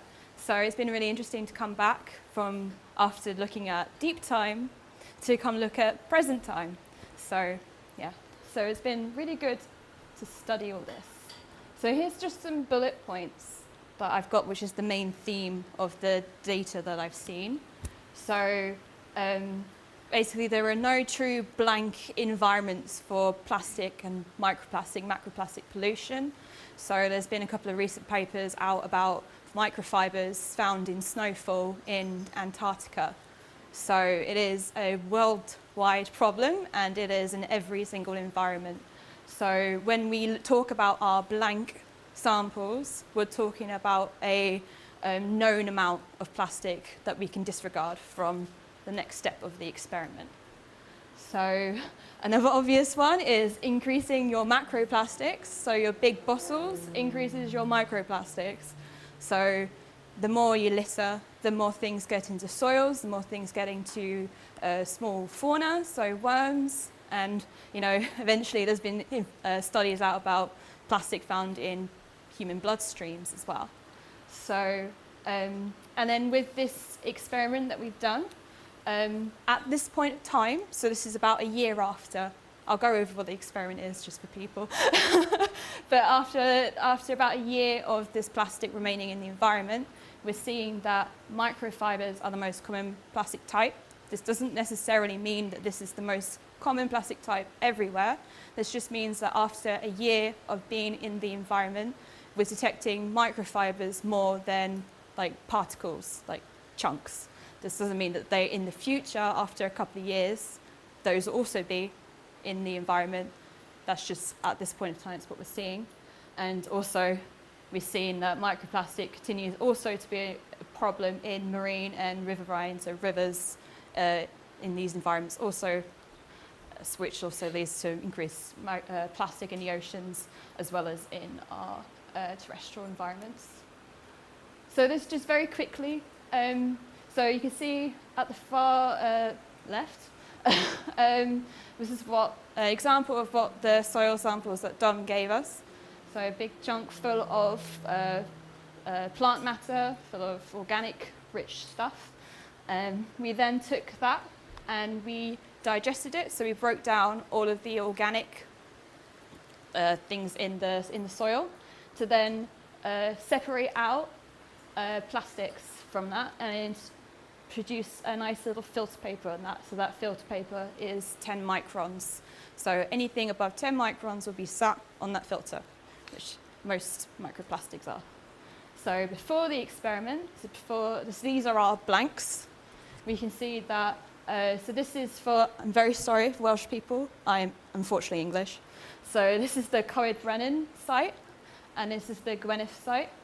So we can see that these are some example images of the plastic we're seeing. So these scale bars, maybe you can't see, but this is 200 microns there, and 200 microns on the other side. So very small pieces, basically, is the point, and very little, which is good. So what Don did is he gave us these soil samples, and then he left some plastics on the site for about a year, and then resampled the soil, and then gave that to us. So the results we see are after the year. So these are scans of the whole filter paper. So this is another way that we've progressed, is that we've, instead of taking the singular images, we can now scan our whole filter paper. So we get these glorious little sun images. So this is an image of blue light and UV light overlain on each other.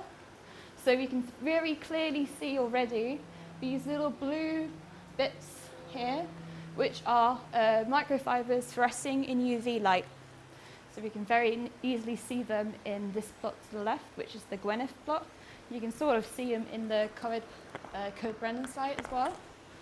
And then, if we just pick those random sites and just zoomed in, we can see that these fibers are, again, present and a lot bigger and a lot longer. So these are considerably more fresh fibers than in the previous plots. And you can see also they're fluorescing a lot brighter. This is because after interactions with UV light, a lot of the fluorescent properties of some plastics will degrade and will not fluoresce as easily with our little light channels as well. So you can also see really interestingly these sort of chunks as well, these sort of dark chunks. So they look more rectangular to the left and sort of rounder to the right. So we had some wildfires in North Wales around March, April time. So this is before DOM samples. And we can see the remains of the ash and charcoal in these samples. So that's something that's really interesting because I've trolled through plenty of papers trying to look for images of what actually wildfires look like in soils visibly, and I couldn't find any, so this might be some good data for that. So yeah, it's been really interesting work. And just finally, I've got some images for some other sites. So from the left, again, is some beach samples, and to the right is some rivers. We can see quite a lot of large chunks of macroplastics is what's on the crisscross paper, and it's obviously not what you want to see in your beach when you want to go on holiday. And to the right, you can see lots of fibers in this riverine sample, as well as some lovely ostracods. Those micro paleo guys are out in the out there might be interested in them. Some ostracods and some gastropods up there too. So it's really important that we focus on the terrestrial environment, but also remember that stuff that comes into the terrestrial environment will eventually go into the oceans and the rivers. So the more we can mitigate on the terrestrial, so your trash collection, the less plastic we see on these environments too. So what the final point I want to make is, so as a geologist, when you want to research CO2 impacts on climate, you can look at the deep geological time record, and you can look at data to interpret, if I increase CO2 in the atmosphere, this will heat up. We know this because in the late Pleistocene warming period, there was an influx of CO2, and that heated the atmosphere up. And so, examples like this. But macroplastic pollution is very much a present and future problem, which means we do not have these deep time records to look back on. So it's really important that we keep gathering more and more data to figure out this problem, because we don't have any fallback data to rely on. So the more data you guys collect, the citizen science data, the more information that we can do to not solve but mitigate the problem. So that in mind, I have a very quick experiment for people can do very easily at home. So I have this lovely bag of some soil, some sand sample, and this is my made up seawater. So seawater has a density about 1.025 grams per milliliter. It's a known amount. So if people who live in North Wales, the sea is very close. You can easily just take a scoop of water and the plastic bag, recycling afterwards. So you take your sample you want to look at and your salt water. So what you're basically doing is a very quick, easy density separation. So if you have plastic in your sample, most plastics, not all, so like PVC and some heavy PETs will not float, but stuff like low density like polypropylene and LDPE, which is low density polyethylene, I think, stuff like that will float and you'll be able to look at them. So basically you want to shake it up, mix it all together, and then leave it for as long as you want, 20 minutes max really, but I'm just going to do it right now to show. And then very quickly, switch the bottom, twist. So there you've got most of your matrix at the bottom and your plastics up top, and then you can just pour it off, and then in the hot weather that we have outside, you can wait for it to evaporate, or you could heat it up, but I would recommend not over 60 degrees because most plastics will start to melt at that point. But that's one way you can very quickly take a scoop of your local garden or beach sand and have a quick look at what else is in your sample that you couldn't necessarily see. And then you can either give it to us and we can have a look at them under the microscope and see what's in your sample. So I have some plastic bags with me and some salt water until salt water runs out. And we can have a couple of goes of this today if you want to know. So yeah, thank you very much.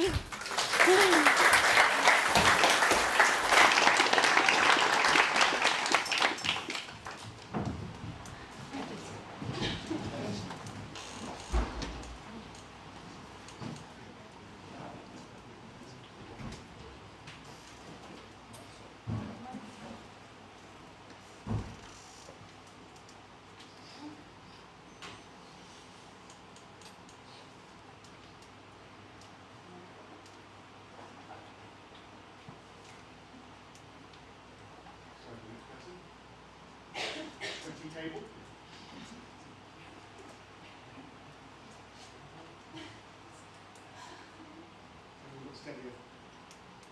Tom, do you mind?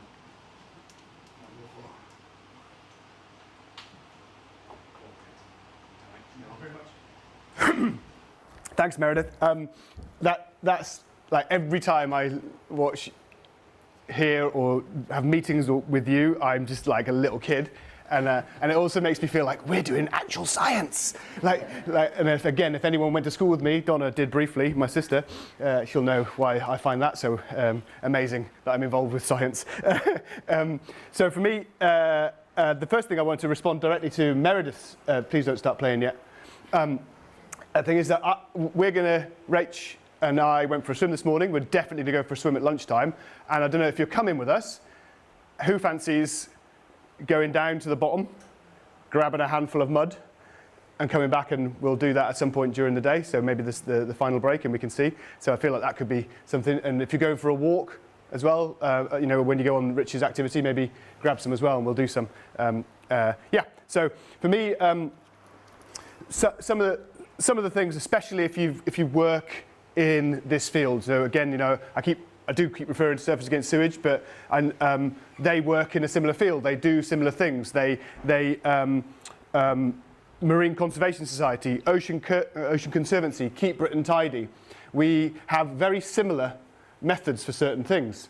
There's only so many ways you can skin a cat. You shouldn't skin a cat, not unless you have to. So really, simple things like prevalence of single-use pollution. That's fairly well established. In other words, what is the abundance, how much is out there, and where is it? What is the distribution? That's quite standard, And if you look at methodologies, look at our methodology, you'll see that I shamelessly and proudly and have taken lots of inspiration from the marine conservation surveying methods. We've got a wonderful route map to follow. In the sense that marine conservation is 10 years ahead of us at the very, very least in this area. Composition surveys are the same. So Marine Conservation Society have got 29 years of data on the composition of beach litter. So much so that the last couple of years, they've actually started to see that there might be a reduction, especially in beach litter. This is not marine plastic pollution. So these methods are quite similar. And again, when it comes to brand composition, that's also pretty similar. What I'll talk about in a second is we're showing some differences. But then there are some things that I felt didn't exist, some methods that didn't exist. And it started to dawn upon me, if I wanted to answer those questions, we'd have to try and do it ourselves. So you've heard of some of those slightly newer or nuanced methods. Becky's style is not new, but using it in this context, I haven't seen too many times before. Some of the Meredith's work, the new ways of separating the soil matrix is quicker, easier, more doable, because that's what we need. We need it to be more replicable and doable. And also, for me, I was surprised by this. I couldn't find any directly comparable or replicable methods to look at the impacts of a moderate littering event. So maybe you can all close your eyes and picture, maybe they weren't so moderate, a lockdown litter party in the forest. Yeah, so that was kind of one of the things that we inspired, is how we negotiated with an RW to be able to dump litter in the forest for so long, is what impact that deposition of single-use pollution on that forest or whatever ecosystem is having on the flora and fauna. I couldn't find any data on that, and I also couldn't find any methods to follow. So we created our own. And all of this is always, for me, really important to remember our volunteers, our citizen scientists. I want our community to be able to do this work. And for that to be happening, it needs to be accessible. That's a word we've used a lot. It needs to be really replicable. The stuff you use, you need to be able to get it from a supermarket, or it's in your shed. So these are all things that I thought about. So yeah, if something looks a bit Heath Robinson, ramshackle, part of the reason that's me. I'm quite ramshackle, but also it's because I want other people to be able to do it themselves. And I also quite like using things that already exist. So you'll notice sticks and sisal line and other bits of single-use pollution. So yeah. The methods. And one such method, of course, is, like I say, this in situ ecological monitoring to try to understand the impact on those ecosystems using flora as a bioindicator. And I suppose the best way to show what I've been up to for the last 12 months in the 3 absolutely stunning forests, Beddgelert, Gwydir and Coed y Brenin, is maybe I've just been keeping little videos and clips over the last 12 months every time me and Lion go into the woods. So maybe this might help explain it a little bit, and then come and ask me more about it outside. Just to give context, that litter out, I've seen it again, the single-use pollution out there is from Gwydir Forest. So I've just literally picked it up at the end of the 12-month monitoring process and brought it with me today. Hey everyone, it's Dom here from Trash Free Trails. I've been studying the impacts of single-use pollution on the ecosystems in these forests for the last 12 months. I've been coming out every month and I've been placing this quadrat down, taking photos of the litter that's in situ in the forest, and then we've been taking it to the lab and analysing the impacts it's having on the flora and fauna of these forests. Part of the permission from National Resources Wales is that we didn't bring litter in. So all of this stuff you're seeing here has been found in the 3 National Resources Wales forests that we're studying. That is Gwydir, Coed y Brenin and Dyfi. We're just prepping our litter to go out on experimental plots that way. Based on observations, these items are the ones that we think animals are most interested in. The placement of the first bit of litter after 1 month of monitoring. Chew through. Next to the animal interaction stuff, you can see patches where something's been having a good swivel. Our river flowing through the monitoring site, which I didn't spot properly at the start. Oh! Sadly, this bottle smells very much like poo, which sadly means that there are animal remains in there. The nappy, which has now been observed for 6 months, this becomes a really nice, safe habitat for them and a death trap for others. It's been here 12 months, so I'm going to pick it all up. Because that is the foot of a shrew or a mouse or a water vole. It's proof, but I think maybe I'd rather have not got it. We have got a significant difference between the percentage cover of things, which includes litter, between the control plots and the experimental plot. In our control plots, there are more things to draw around in image J than there were in the experimental plot. That includes litter as well. So by the time we're only looking at the plant species, these differences are going to be even bigger. Quite clearly, the control plots are growing more plants than the experimental plots, so that's super, super exciting. Join the trash mob! Hey. No. Yeah, that's how I got it, sorry. All right, thank you. Yeah, well, that's I love that, and I'm missing it already. So that's why, actually, well, I'll talk about it more. But we want to go back out more forests for far longer next time. So yeah, watch this space on that. Okay, so for me, it's definitely moving into that period now, especially when I've got very, very talented, intelligent people coming here for the 3rd year running, where I need to start talking about what we're going to do about this. You know, we've been talking for years now about how many pieces we're finding, how we feel about that. And it's time to grow up a little bit. It's time to step into a slightly more scary area and start to see if we can influence industry and government policy in particular, at least contribute to. So off the back of some of the things we've highlighted during this session so far, some of the conversations I hope you have with us, some of the information you're reading in the preview report, and also the work that Rich and Em are going to talk about. These are, we still haven't quite settled on, you can help us on the exact wording of this, you know, recommendations doesn't feel right, call to action doesn't feel right, so again, we're just playing with that and trying to get that right. But these are 5 themes, 5 actions, 5 things that we would like to see happen between now and 2030 that we believe can help us work towards our mission and vision. So the first thing is something really important to me, both personally and professionally. Again, you've heard me use the word acknowledgement and transparency and honesty. As Becky's data shows, 81% of the items that we find on our trails, 216,000, nearly 250,000 of them, are classed by those who find them as single-use products.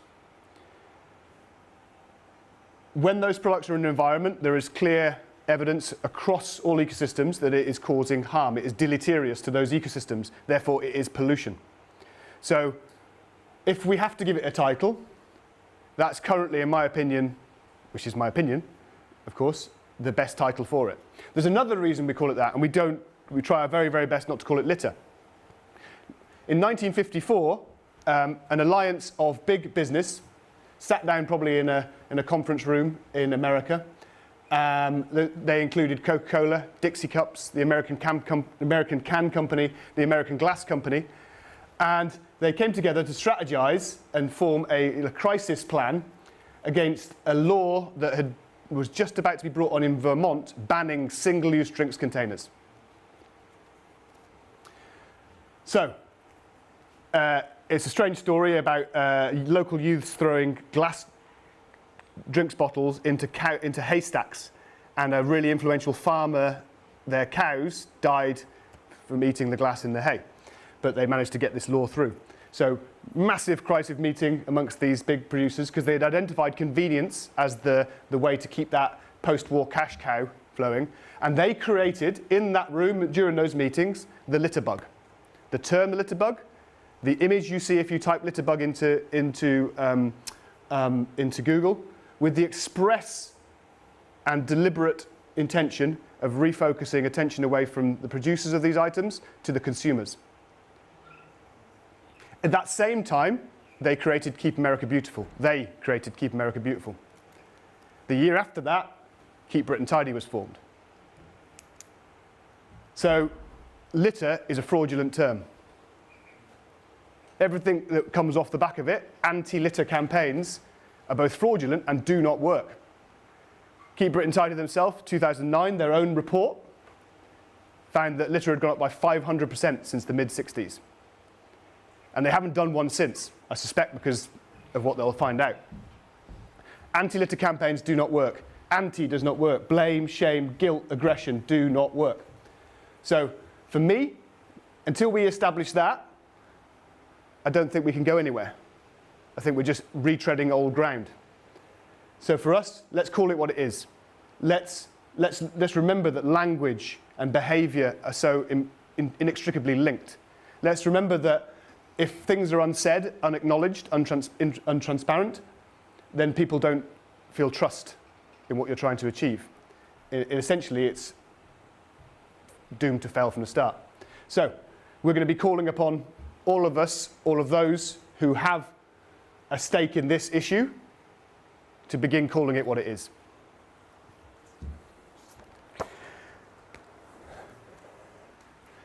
The next thing is that connection comes first.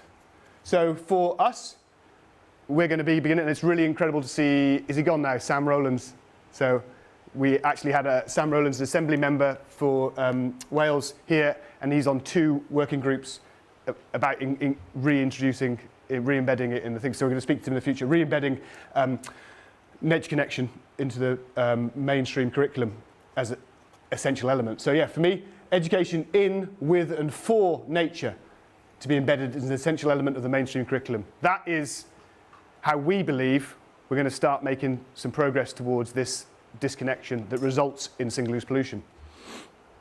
And again, Rich and Em have got some incredible ideas on how to do that. The other one is, look, you know, I know especially for those people in the room who've been working on this, I tip my cap massively to it. Trash-free trails have never, will never say that we're coming in as experts or we're going to come and solve this, but we do feel like we can contribute to this. So I haven't tipped my buckets out. Oh, I got my buckets. I had like a big, you guys have collected it. So proof maybe that most of what we found single-use pollution, you guys went out yesterday.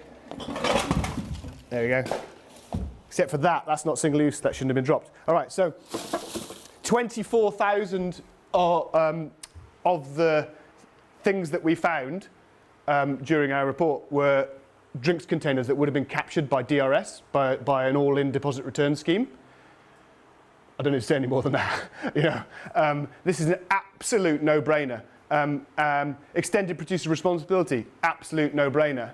The fact that Britain, UK have actually signed up to the High Ambition Coalition to end plastic pollution as part of the Global Plastics Treaty is an absolute no-brainer.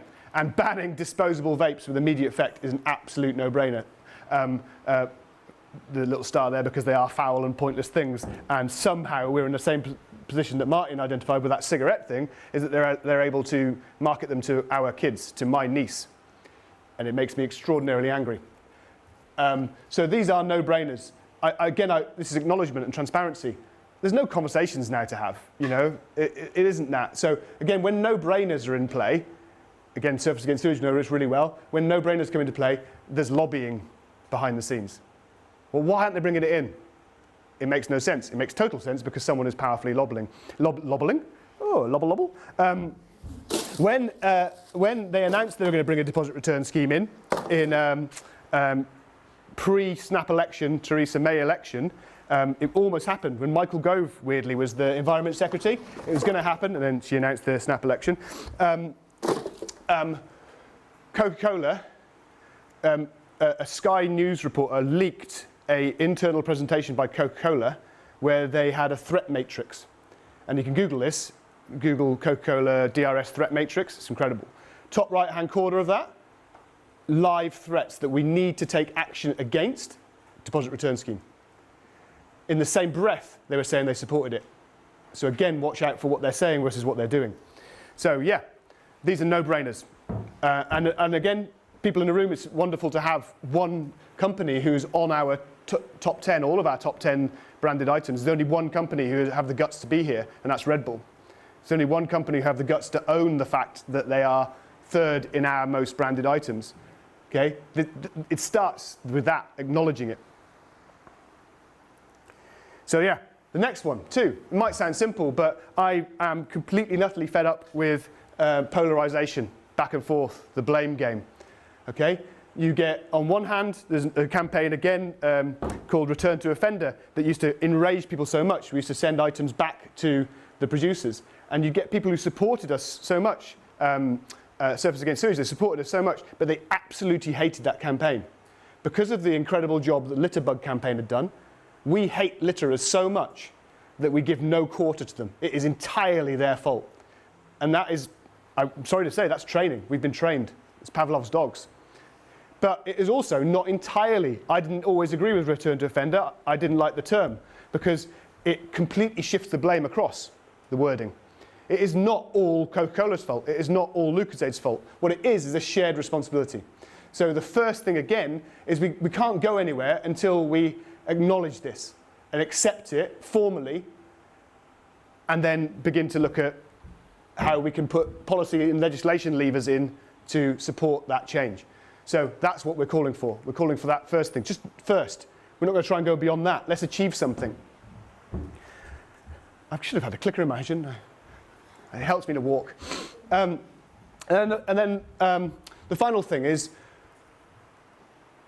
that I'm not sure if any of you, if all of you know, but in March 2022 or 21, I think 2022, 173 countries signed up to a mandate to negotiate towards a legally binding global plastics treaty by 2025. The full life cycle of plastics. So there's so much detail in there. Me and Rich constantly like, wow, what am I listening to? Like, but we want to play our role in that. So firstly, we want to support that global call. You know, add our small voice to it, add our community's voice to it. Then we want to specifically contribute, which will bring me to the next person in a second. So how can we specifically contribute as a really small organisation? So for me, I've seen firsthand some of the issues with a lack of standardisation, harmonisation and centralisation of the monitoring and evaluation of single-use pollution in the environment. Attended 2 meetings in the European Environment Agency in the early 2010s, where pretty much the entire conversation was about how many different litter types have we got? How many different litter categories have we got? How are you saving them? How are you talking about them? When do you release them? So for us, we want to walk the walk there. So can we work on this is the main one. And I like this word too. Because standardise is tricky, because we're all pretty different and we've all got our own ways of doing things, but we can harmonise. So over the next few years, PJ will talk about it in more detail in a second, we're going to harmonise and we're going to reach out to see if we can work with our colleagues and peers in other environmental compartments. So yeah, let's get that done by 2025.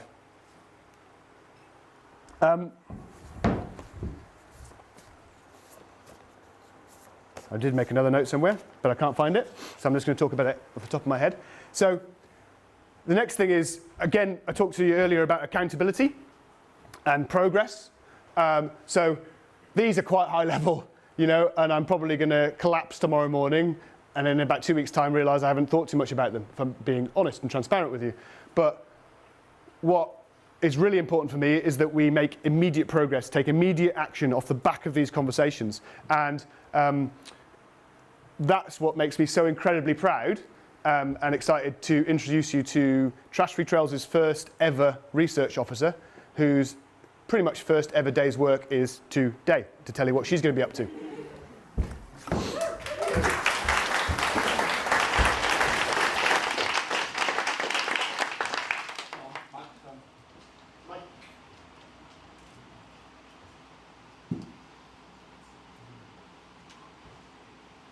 Thank you everyone for your heat-based patience. Remember, if you've thought of things you want to say or ask, pop it in Twitter if you've got it, or YouTube if you've got that, or just store it up. Sit on your hand. Hello everybody. Yeah, so I am PJ like pajamas, and today is my first day of work. I will be TFT first ever Citizen Science Research Officer as part of TFT Action Plan for 2025. So for us, it's really important to create a Citizen Science Hub for September 2024. And if you're asking what that is, it's basically you guys coming into actions and being citizen scientists. You obviously will develop new skills where you learn to do data collection, storage, cleaning, data analysis, and then you will also be immersed in reporting practices. The Citizen Science Hub is a place for you guys to learn and develop these skills in order to co-produce knowledge with us. And yeah, this data that you'll be collecting is going to feed directly into the Save of Our Trails report, so that will help us a lot, but that already you know. And this data collection is also a call for a better future that we together are creating as our society. Obviously, the volunteer schemes fall into you guys as volunteers and citizen scientists, but as the research officer, I am going to be in charge of delivering and developing the projects that we will be involved. And these will develop the consolidation of scientifically robust data that, like I said, is going to feed directly into the report. So if we were to categorize what my role is going to be for this year, is basically the creation of the Citizen Science Hub. So for example, by creating a 10-point reference location that you guys will be monitoring monthly, that will help us a lot to see how change can be analyzed and all the things that we can do to monitor single-use pollution. And then secondly, people that leave trash, like not like us, obviously, or which I know too. It's because, like we said before, they don't really feel connected to themselves or to the environment they're in or to things. So we try to reconnect people and citizen science to nature. And this will come hand in hand with the Nature Connection program, which you'll hear about more later this afternoon. But then thirdly, I will attend the Plastic Treaty Coalition calls. So new globally extended key elements are applied day to day in different environments. So collaborating with stakeholders and attending the treaty call is going to be really important for investigating and field testing and new recommendations to the, like Dom said before, centralization, standardization and harmonization of our methodologies in order to be able to compare our data and create better reports and better data in general to be able to, like Dom said, ownership. And yes, these will benefit the wider TFT vision and mission, and also the citizen scientists to have a global perspective of what's happening everywhere in the world, and also to understand the major role that us as individuals and as citizen science have for our environment. But yeah, this is a bit of talking about what I'm going to be doing. But if you're wondering who am I, my name is PJ. PJ is actually my initials. So my name is Pilar Jarillo Serrano. It's a bit hard to pronounce and a bit long. I'm from Spain, and this is my third year here. I came here to the UK to study in Bangor Uni, and I am doing marine biology. This is my placement year with TFT, and then after this, I'll probably do a master's, hopefully doing the same as Dom is doing. This year with TFT is obviously going to bring a lot into my professional life, and I, as you, as citizen scientists, will develop lots of new skills and talk in front of people. But I think it's also a really good place for personal growth and to make lots of connections with other people and with the environment itself. And hopefully that will accomplish my goal of contribute to a better world and a better future. I probably missed a lot of things, but I think that's me for now. But yeah, I'm free to questions if you want to ask questions, but probably later.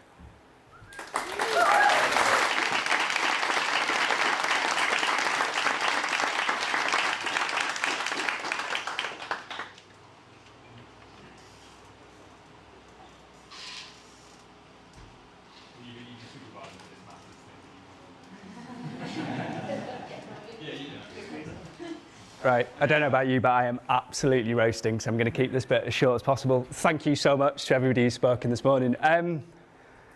It's not just for them speaking this morning, but for all the work that they've done so far. It is making writing the State of Our Trails report like the hardest, easiest job in the world, because there is so much that we want to include, and also so little space to try and include that.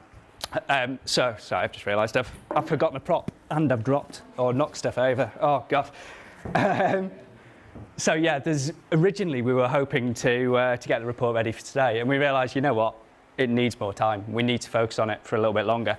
So what we have got is State of Our Trails report preview. I think there's loads of them around. Yeah, if you haven't got one, haven't seen one, then come find us and we'll start reading out. It's got some of the data. It's got some summaries in terms of the actions that Dom was talking about. The 8th of November is the date that you need to remember for the full report. That's when it will be out, and that tees up quite nicely for just before Kendal Mountain Festival. And we don't know exactly what we'll be doing there, but there'll be the opportunity to talk a lot more about it then as well.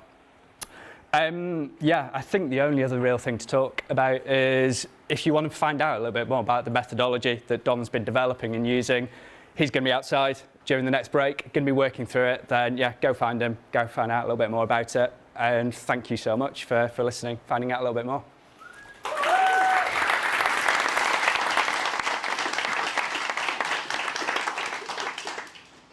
Tom, and thanks everybody. PJ, doing that talk in your second language, pretty incredible, yeah. Yeah, you nailed it. Nice one. I feel a bit overwhelmed by all the information. I don't know about you. We've got crisps versus cars. We've got the Lucozade blobs. I felt like surely if we collected all of the information about Lucozade, those blobs would just cover the whole of the UK, wouldn't they? And I feel like that's really upsetting. And Dom's stuff about the deposit return scheme and sort of lobbying that goes on behind the scenes, that's the sort of thing that makes me think, gosh, we've got a lot of work to do, haven't we? It's lunchtime. I'm sure you're all excited to get outside. Please, if there's a bit of chat on YouTube actually, but we're not going to do it now because I feel like everyone needs a little break. And we're going to do a group photo, but we're going to do it later as well. So it's time for a lunch, but after lunch, you're going to need your Nature Connection cards that you hopefully got when you checked in, but a few people didn't pick them up. So you need a plain piece of card and another piece of card. So if you haven't got those, then please will you go to reception and collect one. You also need some proper shoes. So we're going on a little Nature Connection hike, and it is definitely, well, it's a great mountain bike trail that we're going to walk up. So if you're in flip-flops, it might be worth going and finding some slightly more sturdy shoes in your lunch break. We've got an hour for lunch now, and I'm definitely going to go swimming. So if anyone wants to join, whoop, whoop, me and Dom, Heather's coming. Lunch is on the terrace, so past the dining room there's a terrace with some big pub type tables, and that's our lunch space, so please go and use that. The coffees are on as well, bit of walking, that'll warm you up. Yeah, enjoy. See you after lunch.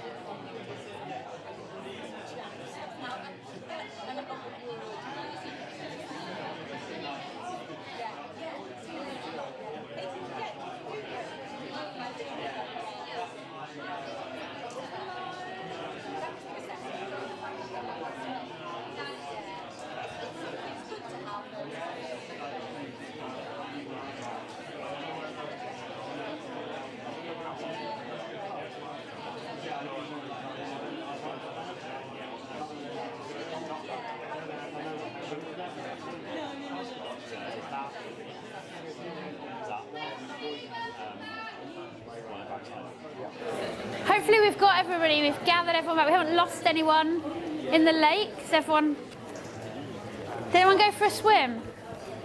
Wasn't it lovely? Refreshing. If you can bear to do it in the break, I really recommend it, even if you just dip your feet in. I definitely feel a lot more refreshed. Yeah, welcome back to the second half, I suppose, of the State of Our Trails Summit for Trash Free Trails. Welcome to everyone online. If anyone's just joined us, please use the comments facility on YouTube to interact with us today. And anybody in the room, if you want to use Twitter, you can also use YouTube. And on YouTube, you can also use Twitter. We don't mind. Just please tell us some stuff. Use the hashtag State of Our Trails Summit, and we're at Trash Free Trails on all social media. So this afternoon is the Developing Nature Connection session. You'll be pleased to know we're not going to be sat in here for the whole of the afternoon. So without further ado, I'd really like to introduce Rich Brenin, Programme Manager at Trash Free Trails. He's going to talk to us about Nature Connection.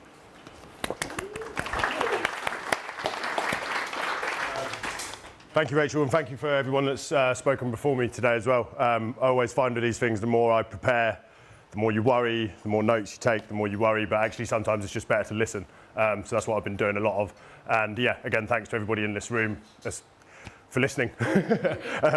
So yeah, hopefully I'm going to talk a little bit more about than just Nature Connection. We're always careful to use just in inverted commas because we know that can be quite a difficult word sometimes. But really, there's been something not missing, like we've hinted at it a little bit, but it's cause. How has this ended up happening? Dom's hinted at it with some of the recommendations and stuff that we've been making, and Meredith's hinted at it with the work that we've been doing. It's shared responsibility. It's how does it end up there? But there's like a almost a step before that. It's one thing to say it's litter bugs, it's one thing to say it's Coca-Cola, but why is that? And this picture really kind of says it all for me. Some of you may recognize this young man.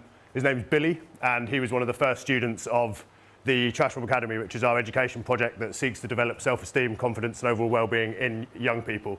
And there's a few people in this room that help make that happen, and I'll get to that in a bit. But it's, to me, this is disconnection. This is Billy, and he's disconnected. At the start of this project, and at the start of whenever we're delivering this project with young people, it's always, I'm not picking up anybody's insert swear word litter. And there's always someone that says that, and that's great. That's the gauntlet that we throw down. But again, for me, and for us, the sum of the cause is disconnection, whether that's from yourself, from the places, or from other people. Now, but what's the cause of the cause? Now, I could stand here and tell you that the majority of young people these days under the age of 12 spend less time outside than prisoners. I could stand here and tell you that the majority of children under the age of 12 haven't climbed a tree. And I could tell you that the majority of people, full stop, spend more than 6 hours on a screen every day. And I have just told you all those things, to be fair. But this is not a lament on the modern world. This is not a blame on technology, because we're going to use technology out in a minute to try and reconnect people with nature. Yes, of course, there's a problem there, but it's also part of the potential solution as well. And I'm always going to be careful to use potential solution and solution as a question rather than a solution in and of itself. So I talked about disconnection just now, and I think this will just play. No, so I'll have to go over here and play it.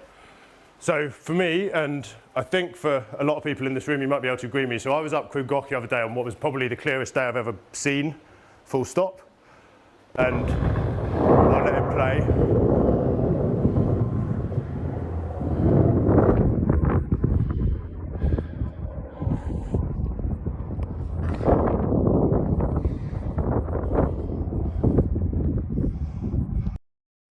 So, I don't know how many people have been up Cruz here, but that's one of the few places where you can actually stop and stand pretty still without having your hand on something for a minute. And to be able to get up there, be able to be comfortable enough to take a rest, and then be able to drop it was an Emerge energy can, one of the less fine energy drinks. There's others are available. To be able to do that, you must be disconnected. And Dom's hinted at this, and we're all kind of talking about it, and it's, you know, obvious. But you must be disconnected to yourself. No, sorry, you must be disconnected to that place, because you're taking active action to make it worse. Because, you know, that's obviously, I don't think that's come out of someone's pocket. It had been put there, stamped on, and left. You're probably disconnected to the other people that are going to come behind you, because you've given no consideration as to who they are and what they might think about that. And we've been able to show through some of our research, inverted commas, I'm looking at all the scientists in the room, I'm doing this when I say research, thank you, that it does affect your enjoyment of a place when you come across single-use pollution. To what extent is kind of up for debate, but that's an individual kind of subjective measure. But really interestingly for me, you must be disconnected to yourself, because really we're part of those places. And again, if you're that experienced to be up Cruz, you've built up a connection to the outdoors. You've got some sort of confidence to get up there. The last time I did that, I was 12, and that was my last living memory of my dad, who dragged me up there, with screaming rain, wind, and snow. And I went up there in the sun, and I was scared. So I was thinking, cheers, man. So yeah, littering's the perfect metaphor for that disconnection, because it shows that people must be disconnected to people, places, and probably themselves. Is it proof of what we're talking about? Maybe, and maybe the solution is reconnection. So I've only just been really comfortable telling my story over the last 12 months or so, really, but what unlike probably, and I don't know everybody's story in this room, but I've not been like this my whole life. Actually, up until 5 or 6 years ago, I was in a pretty bad place, or what I now know was a pretty bad place. I was doing a lot of drugs, I was drinking, I was not really giving too much of a shit about anything at all. Definitely not the environment. I would chuck my rubbish out the car window, not a problem at all. I just didn't really care about people, places, or myself. So this isn't just work for me, it's not just a job, and I know a lot of people appreciate that, and I know a lot of people in this room echo that, but I've got my own reasons for doing this beyond everything that I talk about on this slide. And a lot of it stems from losing my dad at such a young age, and that's my last good memory of him. So it's been quite an emotional time for me being here, and quite an emotional connection to all of the work that we do and then that I do. But I rediscovered all of that. I rediscovered connection through mountain biking. I bought a mountain bike, happened to be a Trek, thanks Trek. And you know, I'm not going to stand here and say that just, oh great, got a mountain bike, sorted. It took a while, but through that I found other people. Through that I found myself, and through that I found nature. And over a period of time I started to give a shit. I started to own my shit, and like, hold on a minute, you used to throw whole bags of rubbish out the car window because you didn't want to take them home. What's that about? So yeah, I rediscovered all of those things through outdoor physical activity, and that's kind of where this work came to me and came to us, and that's where the Trash Removal Academy was born. Outdoor physical activity as a catalyst for change. So the other thing that you might think is a little bit missing to this, again, this has been hinted at with the recommendations and stuff, but what are we doing about it? What is Trash Free Trails' response to all of this? And Purposeful Adventure is a part of that. For those of you who were here yesterday, you should have been, well, again, should's another one of those words, but hopefully you will have had a sense of that. You will have had a sense of that connection. You will have had a sense of building up those connections to people, places, and yourself. And that term, Purposeful Adventure, is one of the things that drew me straight to when me and Dom first spoke. That resonated with me straight away. And we've been like, it's been a difficult one because sometimes last year particularly, people are like, so what are you talking about? What do you mean purpose? And we're like, leave a positive trace, innit? And you know, purpose, bring purpose. But this year, it's really been cemented. And that's thanks to Rach and Hannah leading that project and sharing all the stories on komoot and stuff. And we've been able to demonstrate, and again, I have written prove here, but it's not proof. We've been able to demonstrate that through leaving a positive trace, you can build up those connections. And it can be as simple as having a 2-minute conversation with someone who maybe feels a bit uncomfortable. I saw a couple on Crib Gok, and the lad was like, come on, love, we've got this. And his other half was not quite like that, put it that way. And I just sat down with him for a couple of minutes and said, look, I've only done this when I was 12. I'm a little bit scared as well. You're halfway through it, you'll be fine. And I feel like that didn't just leave a positive trace on them, it left a positive trace on me as well. And I'm not the most confident scrambler. I just felt like I could help out maybe a little bit. So again, for those of you that were here last night, this isn't just about you or the other people. It's about what you can contribute as a result. And everybody can contribute, and everybody wants to contribute, and everybody will appreciate that contribution. So since Trash Free Trails was small, so I joined in 2020, and when I say small, funny measure is Instagram followers. I think we had like 1,500 Instagram followers or something. We're now at 17,000 odd. Purposeful Adventure has always been at the core.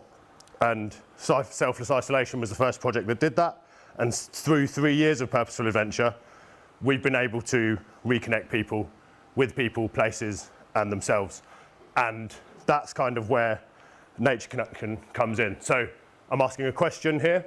Are we part of that solution? Is the work that we do part of that solution? So through our 3 programs of work, Purposeful Adventure I just talked about, education and clean trails.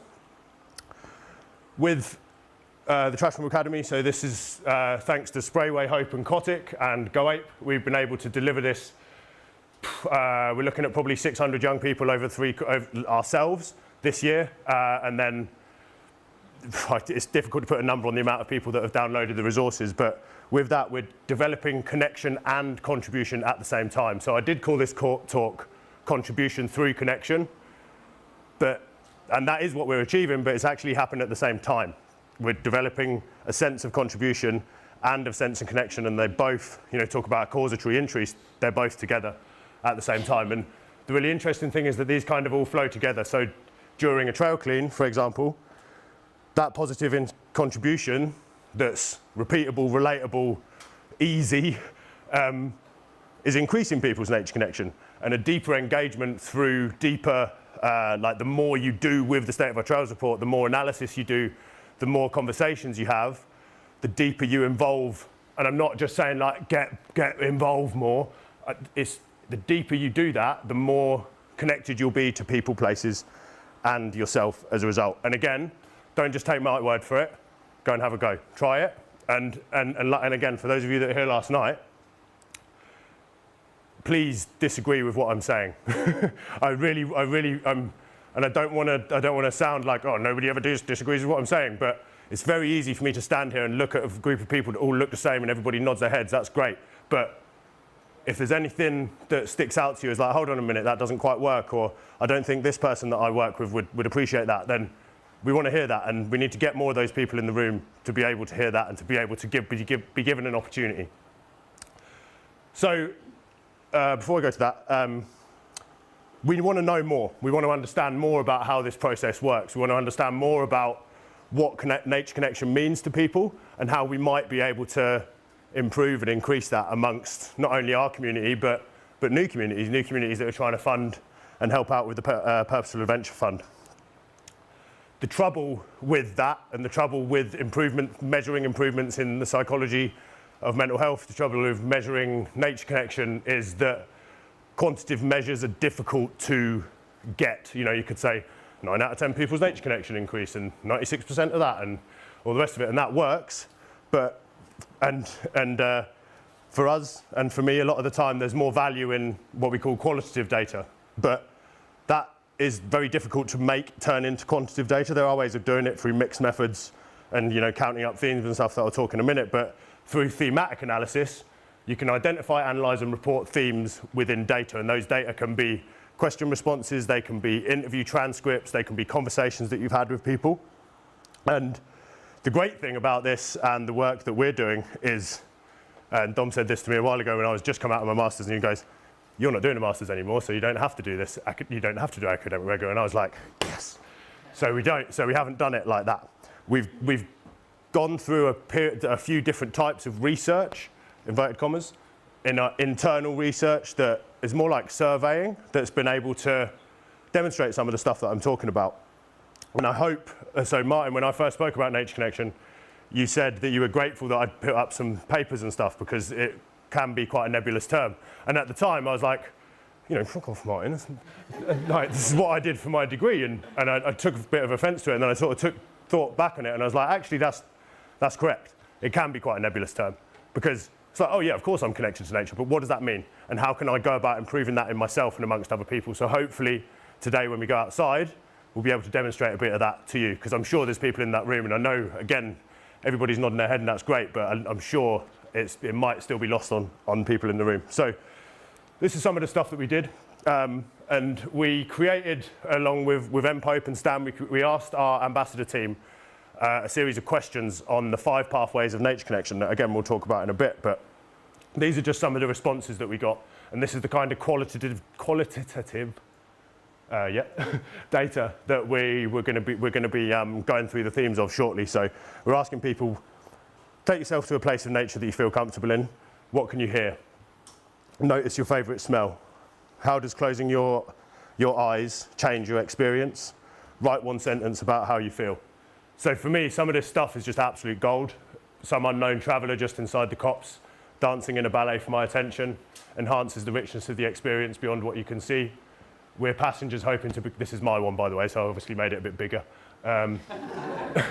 Thank you is the first thing that comes to mind. It doesn't really work like that, but helps welcome is more appropriate. Connection is made when revisiting a place that leaves you feeling more positive than before and deserves nurturing, care and attention in return. And we have been through a process of looking for all these responses, identifying themes and figuring out how many people said what and all that, and that's great, but these quotes stand out for me. So there's some really, you see the word attention mentioned a couple of times. So attention restoration theory is something established, I think it's like 95 or something, by Kaplan is the last name, but the idea is that by going out in nature and through developing nature connection, your attention can become restored. And that's really important in this day and age when the majority of people spend at least 6 hours behind a screen, and you've got blue light, your attention is like, I can't remember the figure, but it's, people say it's worse than a goldfish, right? And that's because you're scrolling and everything, like 2 seconds on each scroll is all you get. And your attention is limited to a few minutes at a time, so it's lost by screen time, and it can be improved through nature connection. And this is some of the proof that it works. We just asked people questions and these are the responses they gave. There wasn't any leading to it or anything like that. And you know, the A-teamers are maybe a little bit of a captive biased market because, again, it's that group of people who we feel probably have a connection to nature, but it's important to survey those people as well. And just like the data from the State of Our Trails report that you've heard earlier on, this work informs all of our practical projects that I was talking about. So this isn't just stuff that we put up on a screen and looks nice. This informs our work. Anybody know this? So the next part was called a Clockwork Orange, and we're trying to change people's behaviour. We're trying to establish what the extent to which people's enjoyment is affected by seeing single-use pollution. So it's quite difficult to stage that experiment. Like, there's a bit of rubbish there, how do you feel? It doesn't quite work like that. So we did it on Instagram, and again, this was just something that me, Becky, and Em just thought, okay, let's try this, see if it works. And the idea was that you'd see these 3-4 pictures in quick succession. How does it make you feel? Litter. How does he feel now? And then we took some responses from that as well. And same kind of response there. How does that make you feel? So the idea of this is that litter's really close up, pollution's really close up, and you can see what it's doing almost. You can see the moss inside it. There it's a little bit further away, you have to kind of dig it out. How about now? How does it make you feel? Can it tell you why? And then we had a panel on the importance of nature connection, and a few people in this room today. There was 28 people joined it, which is pretty cool. And these are some of the themes that came out of that. So it's an emotional thing, nature connection. It's not as simple as, oh, I'm outside, I know what that tree is. You know, I feel sometimes that actually I'm a little bit like, oh, I don't actually know what all the trees are, and I'm trying to teach kids about it, but it doesn't matter. It's about an emotion. And interestingly, in the State of Our Trails report, there's always these feelings of anger, blame, shame, guilt, and aggression. And the idea that single-use pollution disrupts nature connection, that anger disrupts nature connection as well. And that link to place of feeling is vital to the work that we're trying to do.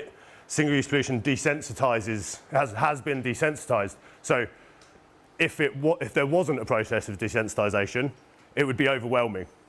You wouldn't be able to enjoy these places. And in fact, we did some research, I haven't got a picture of it, but we had like a sliding scale, and it was to what extent does single-use pollution affect your enjoyment of a place? And at the far end, it was I can't enjoy it at all. And you wouldn't believe the amount of people that said that they couldn't enjoy it at all. You know, it would take such a huge, because of my story, it would take such a huge amount of things, I'd have to be like wading through it. I wouldn't be able to ride my bike. But some people genuinely can't enjoy a place at all if they see it.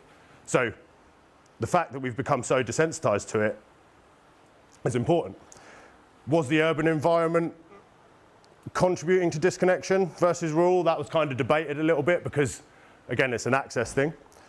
Risk was brought up as like an invaluable experience as part of being connected. Some element of risk, like whether it's you'll twist your ankle because you're wearing the wrong shoes, or being on top of Gwyd Goch, or being on Snowdon in the morning, whatever it might be.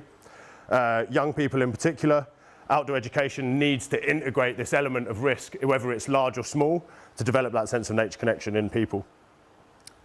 The idea of imagination, so using your imagination, and hopefully we'll use some of those tools outside later on, brings it beyond this simple, like a basic act of memory recognition, and turns it into an interactive, immersive experience.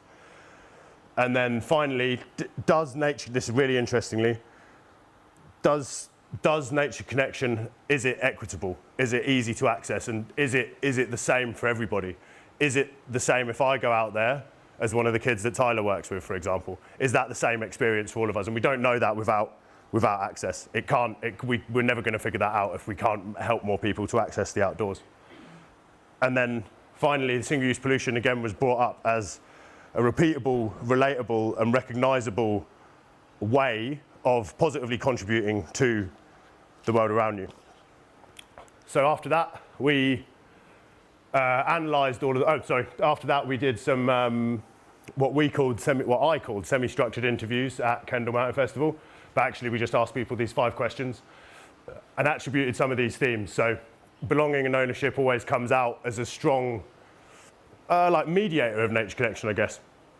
Are there places where you feel it's difficult to access? Cities, industrial, concrete, man-made always comes up trumps. But again, that's not something we're like, oh, well, the city makes me feel unconnected to nature. Lots of people live in the city. What can we do about that? What can we do to bring purposeful adventure to urban environments? When you experience connection to nature, is there anything that can disrupt that? Technology, other people, litter, single-use pollution, urbanism, you know, it's always the same kind of responses we see here. So we're trying to figure these out through thematic analysis. We've attributed these colours and different themes to all the responses we've been able to get. What does seeing single-use pollution in the outdoors make you feel? Again, no surprises to see anger at the top of the list. So after that, we brought all of that together, Em brought all of that together and picked up slack where I was missing.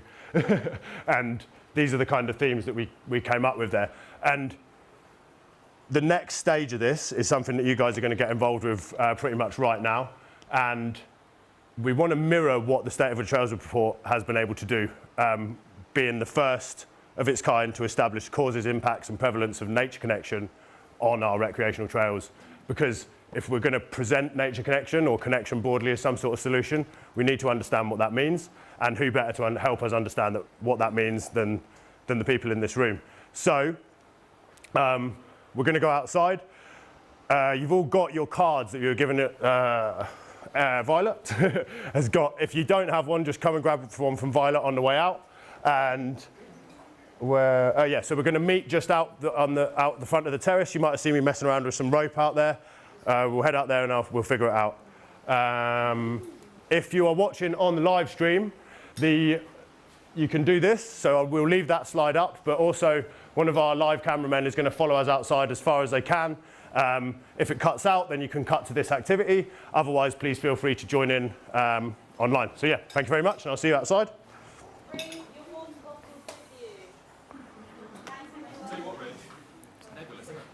What's going on?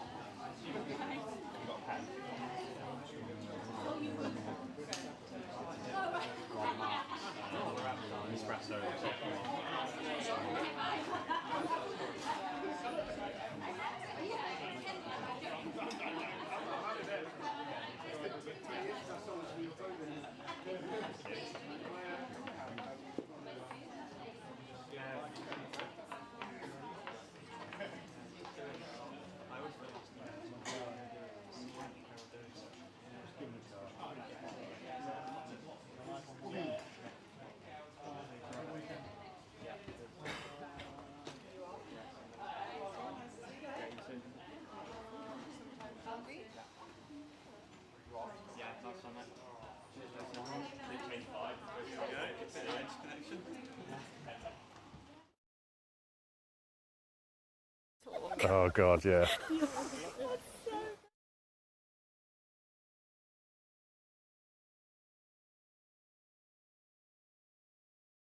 It's better, isn't it? Yeah.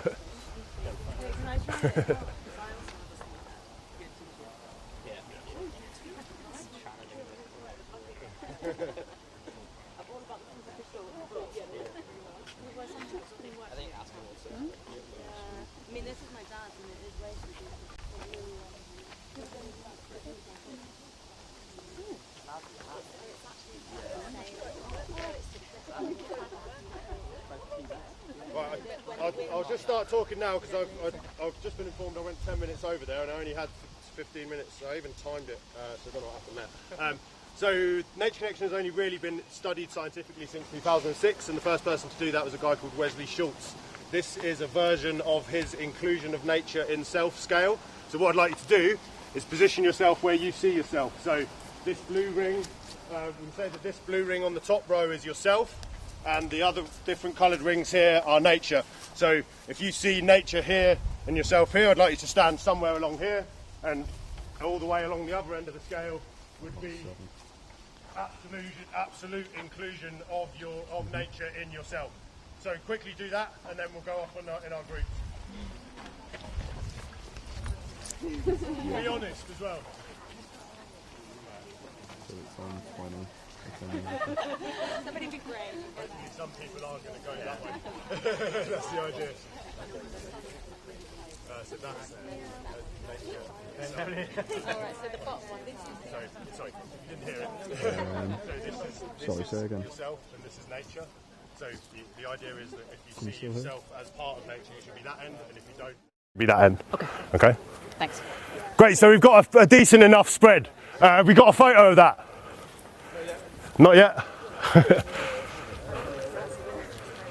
Actually, interestingly, haven't got loads of people super connected to nature, but excellent work anyway.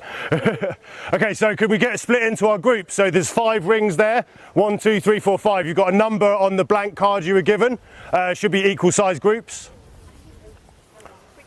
That's number 1, 2, 3, 4, 5.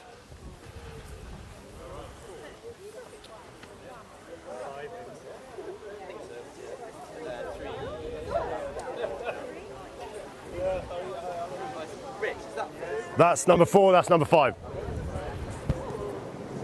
So number 1 is with Dom Ferris. Where's Dom Ferris? Not here. Number 2 is with Rachel. Number 3 is with me. Number 4 is with Em, and number 5 is with Lauren. Dom Ferris, where are you? He's shoving sandwiches in his face. Shoving sandwiches in his face. Okay. Okay, everybody who's not number 1, you know where you're going, follow your leaders. Please. Be back for half Go on. past. Yeah, quick as you can.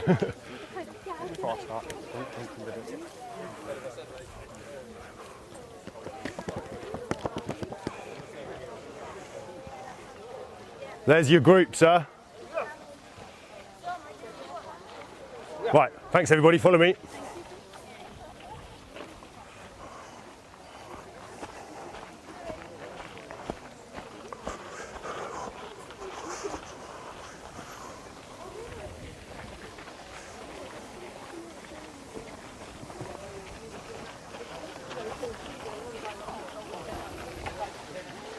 Does anyone have a pen? Have you got a pen? Yes. Excellent.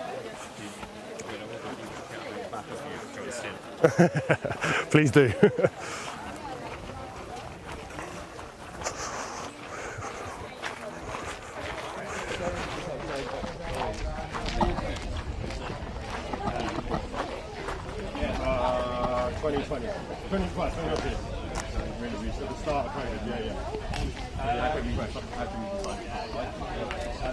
I knew that I liked it when I was a kid. When I was a kid, I'm saying like 10, you know. I had a bit of money, and I just thought I'll just buy a good one because I know I'm gonna want to do this. And,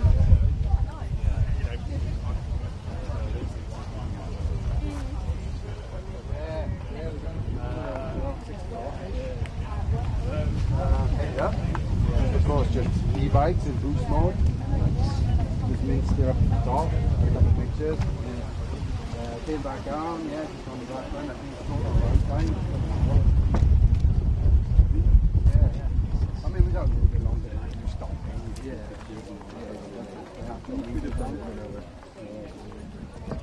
Yeah, amazing.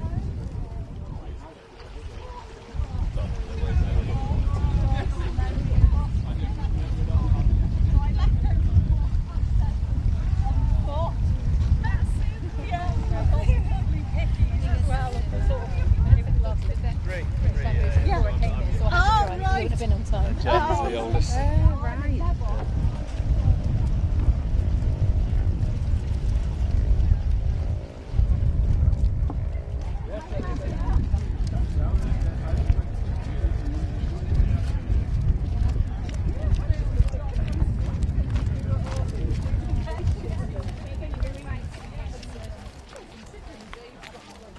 How did that go? All good? Yeah, it's lovely. Nice to be outside. Yeah. Yeah, I mean, I was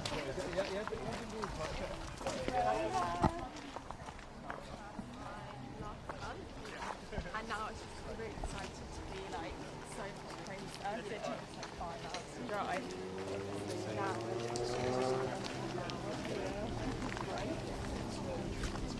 No, the crossroads. Dom, are we carrying on? we're here. Oh, nice. Not far. So, yeah, start up the path basically, and then we'll use this lovely space here. Find somewhere that you might want to perch or pause.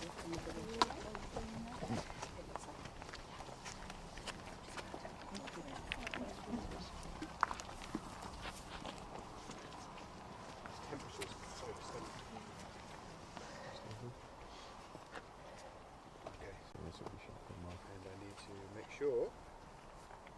Here we go. Right, so this is my first time delivering these kind of activities, so please bear with me. Okay, so each of you have a card from the Nature Connection deck and a piece of blank card, yeah? So first thing to say is that M. Pope has designed this full deck of Nature Connection cards, and they're utterly incredible. So the first thing we'll do is we're going to spend 5 minutes together. Did everyone bring a pen? I did. That's cool. Well, that's another way of solving this. So you kind of actually the other way around is rather than going, oh my god, I haven't got a pen. It's like, okay, well, how do I do this without a pen?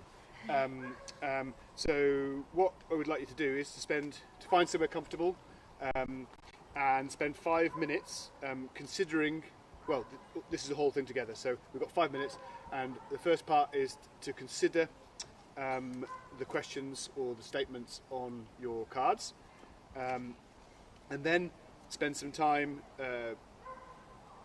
capturing your thoughts on that question, however you see fit. So that could be drawing, scribbling, sketching, writing, discussing, dancing, and once you've done that, we'll have a little discussion whilst we're doing it, but we don't need to go round and round robin talk about it. We're just going to keep your cards with you.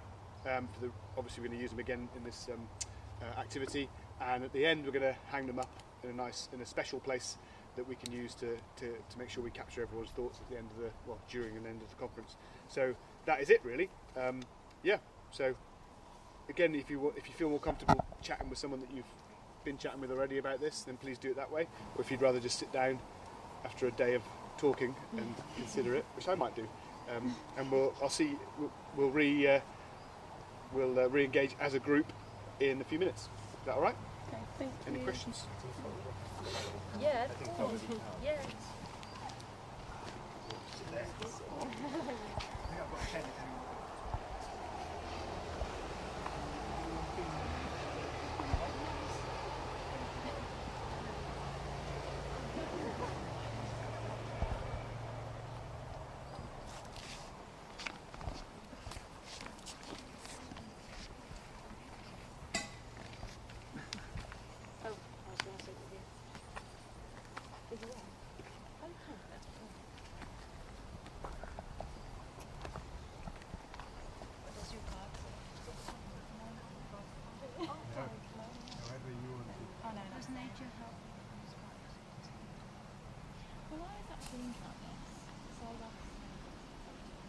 I'm living in London, often you're just bombarded with like bad things.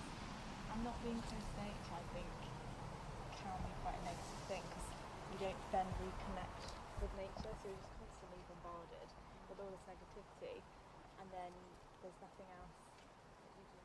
Yeah, and you don't get to go for like a 10k hike up a really nice hill to then be like, this is why you're doing it. So I think sometimes it can be a bit overwhelming. So it probably would inspire me if there was that connection there. That's how I experience. Yeah, which is why I'm moving out of London. Tomorrow. Are you? Tomorrow. Tomorrow. Yeah. What's your question? My question is, how do the sounds of nature around you make you feel? Right now, what can we hear? Like nothing. I was about to say, because I'm from such a rural area, it just sounds like what it should be. Yeah. I don't notice it when it's there. I notice it when it's not there. Yeah. Like, I used to grow up with my alarm.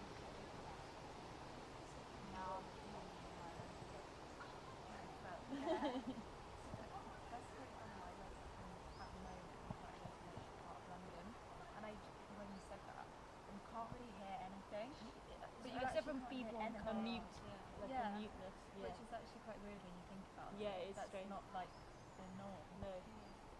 Yeah, because there's always something. Yeah, and you think, oh, I can't hear emergency vehicles or Yeah. just people talking or cars or anything, but on the flip side, you don't hear anything else. Yeah. You don't hear like the flow of water or wind or People anything. moving around, animals moving around. Yeah. What does yours say? Mine says, how does it feel to remove single-use pollution from wild places? So, I think for me, it actually just feels like what you should do, really. Like it feels, you feel good after it. You often do it with other people, so you Yeah. kind of feel like you're, I don't know, it's a positive thing, isn't it? Yeah. Like you can't feel rubbish after it, or I can't feel rubbish after Yeah. it. Do you ever feel like a negativity towards the fact that it's there? Yeah, I guess sometimes it can be disheartening if you're Yeah. going, especially if you're going to the same spot, or there is that disheartening element to it. Yeah. But overall, it's positive, I would say. Yeah. I get frustrated. Okay. Yeah. You know, when you do the same Okay, everyone. walk with your dog every day, and then Yeah. every day you see something different, and you're like, oh And my natural, god, we've been naturally nudged. Yeah. Like it's the same space in your backpack. Okay, Okay, everyone. That's true. Sorry to interrupt. No, no. Keep talking. It's just that we're naturally being nudged because my timekeeping is awful. Let's keep talking about how we felt about that as we move upwards, please.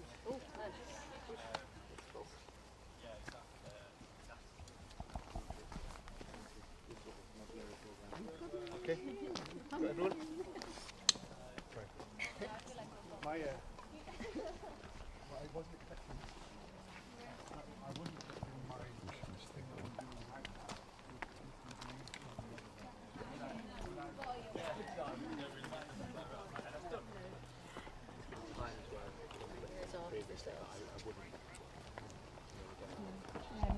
If you all don't have a pen, we might need to share pens and things, but I've got one if you need one.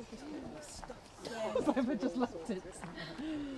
And take a read of this next little card. It says, what role do the trails play in your life? So just have a little bit of a think about that. And there's a little fact here saying there is an estimated 18 items of trash per kilometre on the UK trails. So that's quite a lot of pieces. When you're ready, if you have this nice little card, the really cool logo on the back, it says it should be inside the cardboard. Yeah, we've all got it. Sweet. And then have a read of what it says. And all we're going to do is, with the blank piece of paper, just capture the thoughts of what your question that you've got, capture what it comes to mind with what piece of card you have. So mine says, what else could I do to care for nature outside of the trail cleans that I do? So you can write it, you can draw it, you can be abstract with it, so in whatever form you want to do that, you can take a space to sit down and just have a think. So we've got about 5 minutes to do that here. So you can have a nice little think. Can I borrow your pen after you? You Would you like to borrow my card? Yeah, because I haven't got the card, but I have a pen, Cool. so let's swap. If you have that and have a little think about it, and then I'll write something. Yeah. If you can get it to turn on.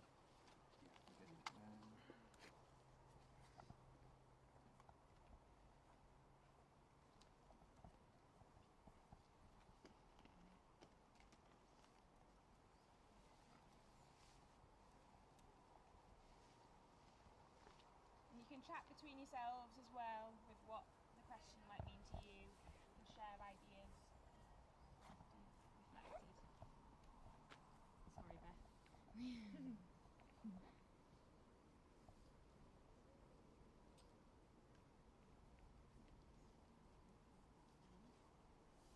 What question have you got?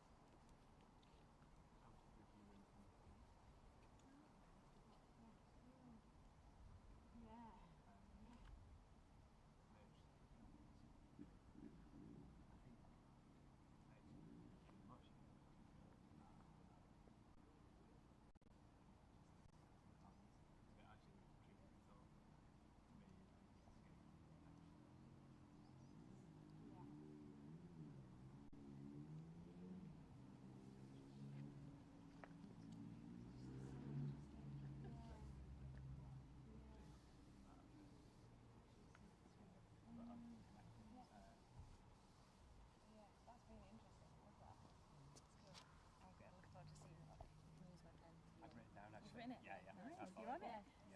Same question. Yeah, for me it's definitely nostalgic because we used to come here as a child. We used to, we used to come every Friday night to ski race training when they had an artificial ski slope here, and it was a real community hub. Yeah. So overwhelmingly sort of nostalgic and happy memories.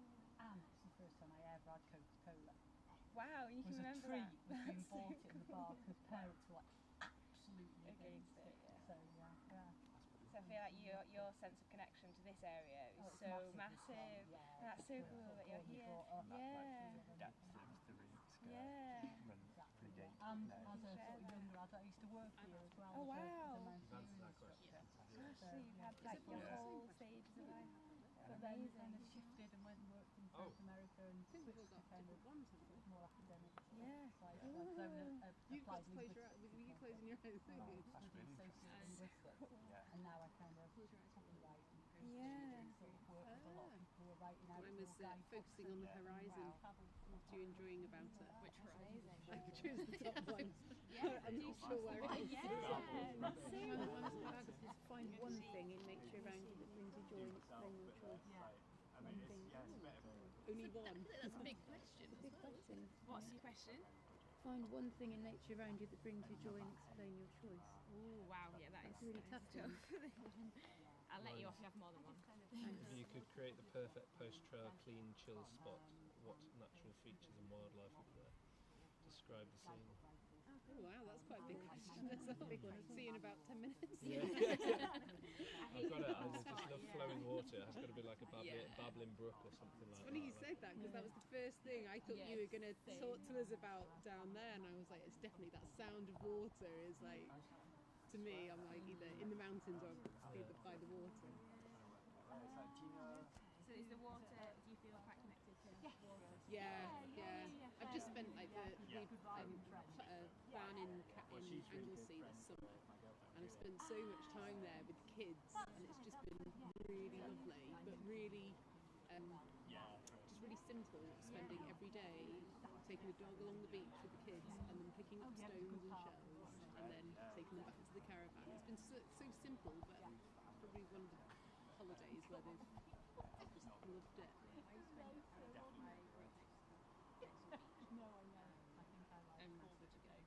But I just love the fact that when your arms came out, you can feel. Yes, I did, didn't you? That was part of the problem, I think. Yeah. So Julie was down to but like it's so aggressive, but it's so loving. Yeah. There is something about it, isn't it? It's always changing. Isn't it? Not till we live right above the Continental. So I know if it's been raining the night when I wake up in the morning by the sound I hear. But depending on how like I strong went it out with It's amazing. But there's something also going into water, No, isn't there? I always it was all right. found in the, It's kind of like I hadn't been in the sea or something that day, gaze out. or as soon as you go in the water, it just feels sort of stressed. no, You didn't turning you out just said and, swimming for you then. It's like, when you sit down, Yeah. it's just the contrast in things you've got. as soon as you go below the water, it's hard to quiet. There's so much between things growing, you've got things dying, you've got things And even got past the line before you go in and just this would be why what do you recommend? So if you feel like you're towards the end of that, we're going to share that with everyone, I think, when we're back. But if you want to share any thoughts, go for it. I also want to point something out where Mark's sitting, so if we gather to near Mark. sacred burial ground just ruined. And then we'll you knew about it, didn't you? That's why you sat there. The toughest bit, and then we're all downhill. So I feel like so this is something which I do quite a lot of the educational stuff with trash-free trails, and I love this part of it, so kind of the foraging-ish part. I guess, you probably know what this is, so the wood sorrel. And honestly, like, seeing the young people just like being like, what, we can eat that? And then they eat it, and then it's like a sour apple, amazing. So if anyone wants them, go for it. But What is it? So it's wood sorrel. Yeah. So if I'll take sort of lemony. It's nice and sour. Yeah, cheese. Anyone want to try? If you haven't, I've never. Thank you. Yeah, it's nice on salads. Probably avoid the dark salad. I've been sweating profusely all day. Do you want that bit? Sour for a different kind of positive trait. Yeah. I'm not sure about sour. Yeah. Do you eat the whole thing? No, yeah. Yeah. Yeah. Just sat on your salad. And then I feel like as soon as you notice those things, you feel. I think I don't know much about foraging, but that you feel even more connected to your place when you you can eat the places. Exactly. Yeah. Cool. We'll go up this hill. This is the steepest bit, and then it's all downhill from there. So a nice little wander. If anyone gets too hot, let me know. We good? We're good. Yeah. I'm so going to have to join us in a minute. So if you walk the dogs this way, right. Oh, no, brilliant. Swimming this summer has been, well, I've only just been able to get in the can't swim, so I can just immerse with it.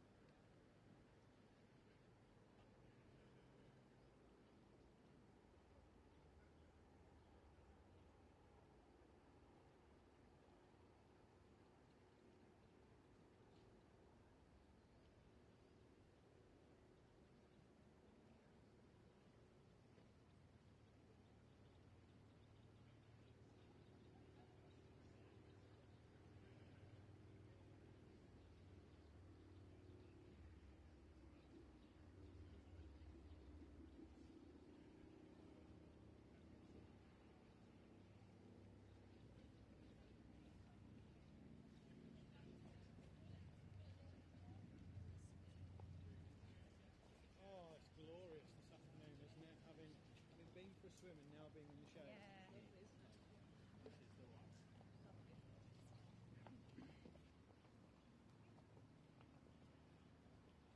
Okay, so this is where the cards you were given at registration come in. So the task here is to find any space that you're kind of drawn to, reflect on the task or the question that's on your card, and capture it on your blank piece of card in whatever way feels meaningful to you. So that could be drawing or sketching or writing, and just take a couple of minutes to reflect on the task. The italics underneath are a perspective from the TFTA teamers who have also answered these, so it takes some time to kind of appreciate these as well. So whenever you're ready, find your spot and yeah. Anyone bring a spare pen? I've got a pencil box. Does anybody need a pen? Or you can sort of think about it, and when we get back in, write your reflections as well. So if you've not got a pen, no drama.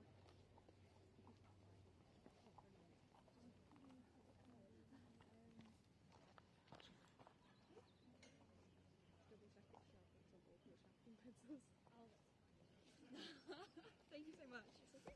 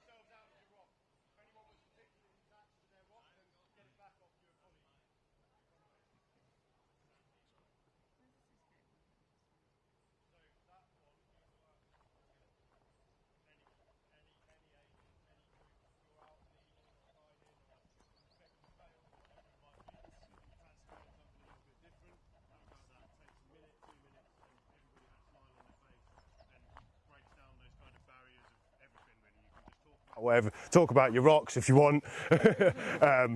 Yeah, that's one of my favourite ones to do with people, young and old. That activity rocks. That activity rocks. There we go. There we go. I feel very attached to my rocks. I want to take it out. So, you know, a lot of people do that, right? A lot of people go to places where I was staying with Beth, my cousin. Hello, Beth. And I was staying with her family last week, and her mum, Helen, and her sister Kate went to the beach, and her mum always brings back a rock from the places she goes to. So it's a thing that a lot of people do, right? And it's easy to like feel, and they're quite tactile sometimes. So it's a nice game to play with kids and adults as well. Shouldn't do it in triple SIs though. No, probably not. Yeah. Site special scientific interest. This is not that. All right, let's keep going. Thank you.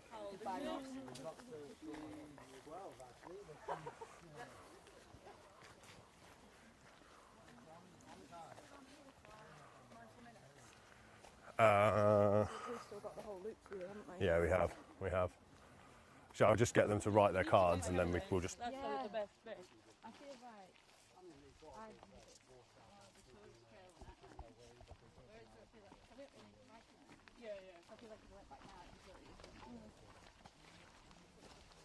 Okay, so you've all got the little Nature Connection cards, the smaller like card deck of card-sized ones. So all of. Did you lose one? I just didn't bring it with me. Oh, there you go. There's a spare one. Andy bought a spare.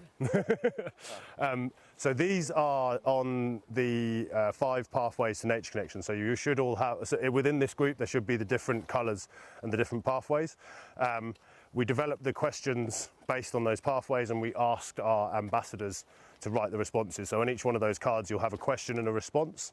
And the idea is, what we're going to do right now is consider the question that you've got and think about an answer.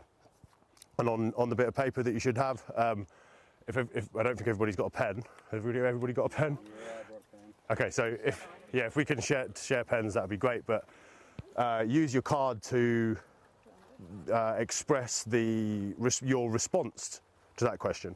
And you don't have to write it. You can scribble, you can draw, you can do whatever really. Yeah, so feel free to distribute yourself amongst the woodland if you like, or just stay here, whatever works for you. And we'll just do 5 minutes, and then we'll get off. Oh no, I don't. It was my mic. Sorry. Coolness on my backside feels like I'm getting much more in touch with nature. If you don't have a pen, just maybe take a minute and go and distribute.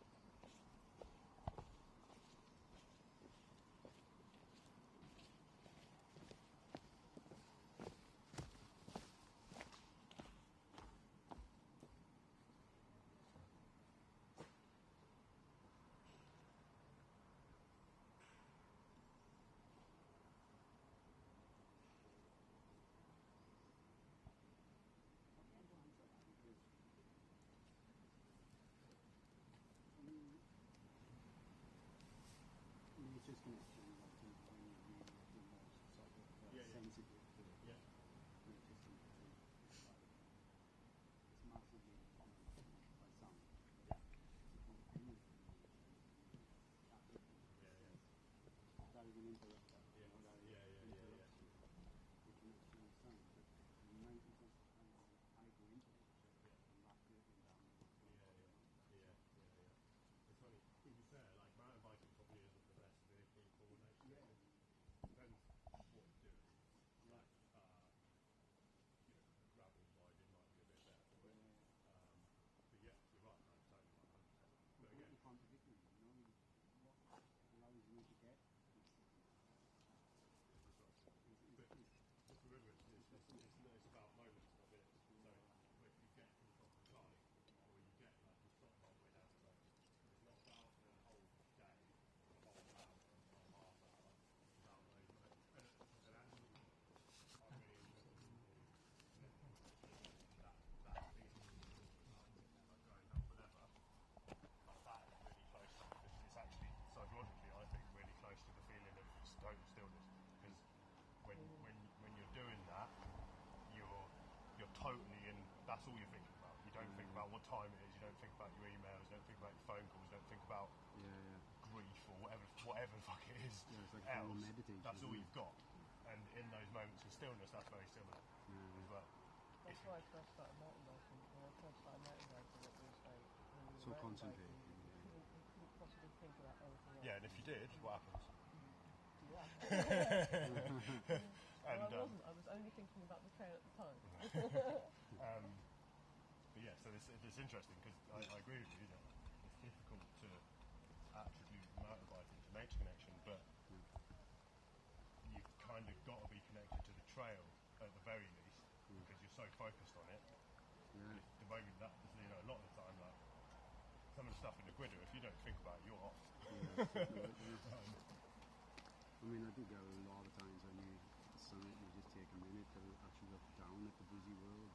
That gives you a feeling of nature connection because you're seeing busyness below you. Yeah. It's like 10 minutes from chaos. Yeah. It's difficult though. It is difficult sometimes because, like trail centres, not really nature. If you think about it, and how often do you ride anything that is, how much of like actual wild is there? Very little of the world is true wilderness. If you're thinking like that, then you're making a separation between what's natural and what's not. Exactly, yeah. And if you're exactly, where does it stop? Someone's dug it, someone's ridden it, like it's a trail. The fact that you can see where the trail is. You can't really go down that route because you just. No, I know. You can't walk anywhere. You can't step on anything. You can't do anything. Yeah, and then you further distance like the activity of man from nature as if they're. Yeah, as if we're not part of nature. Exactly. Yeah, you're pulling the circles apart.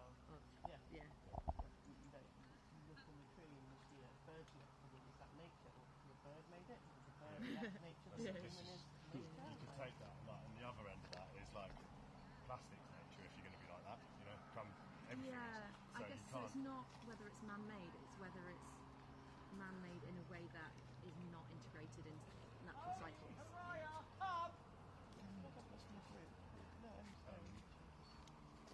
How do we get on?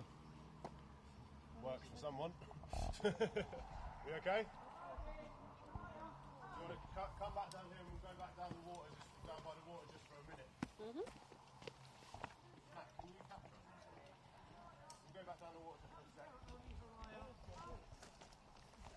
Well, what? I was so connected to You're doing 5 now? Okay, let's go over here. Is that your last one? No, I've got to do one as well. Okay, we're late. Do you want us to just do 5? Yeah. Or just have people do it up there. Yeah, we'll do it that way. Okay, we're going to go here. Oh, that was riding down Snowdon this morning. I lost my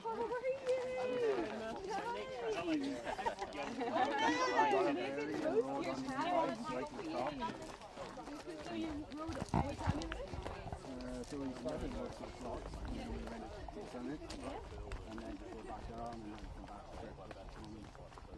Pretty amazing. But e-bikes, you just go from turbo all the way to the top.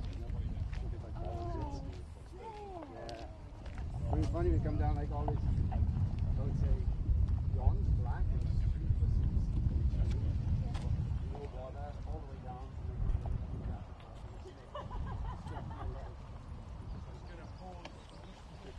Maybe just make a line on here. This is something we were going to do at the top, but we're kind of out of time, so I'll just do it here. The principle's the same. So we're going to do another mindful. We're going to do mindful minutes, 3 minutes. So 3 separate minutes, but they're all in silence, and we'll do them all at the same time. So this really is going to feel like a long time.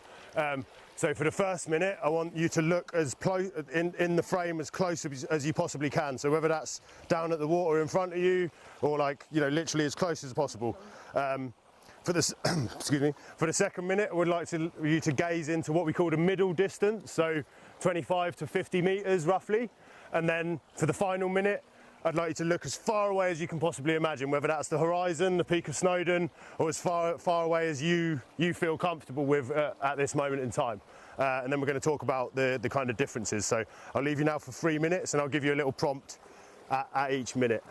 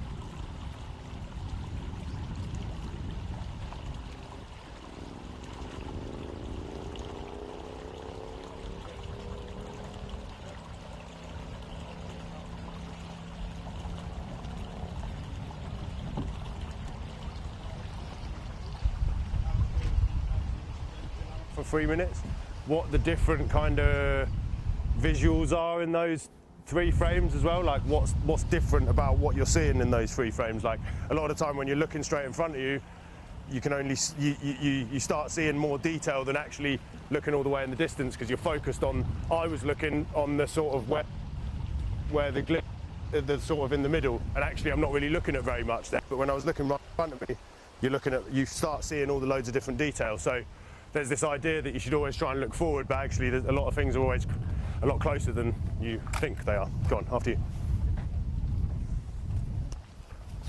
and we're just going to head up back to the circles on the green there. No worries.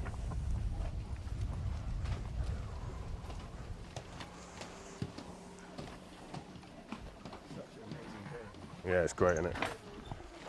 Would have been.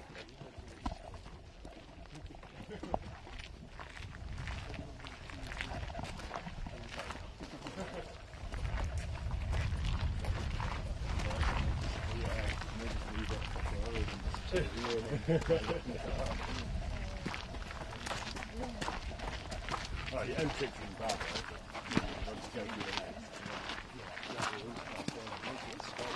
Yeah.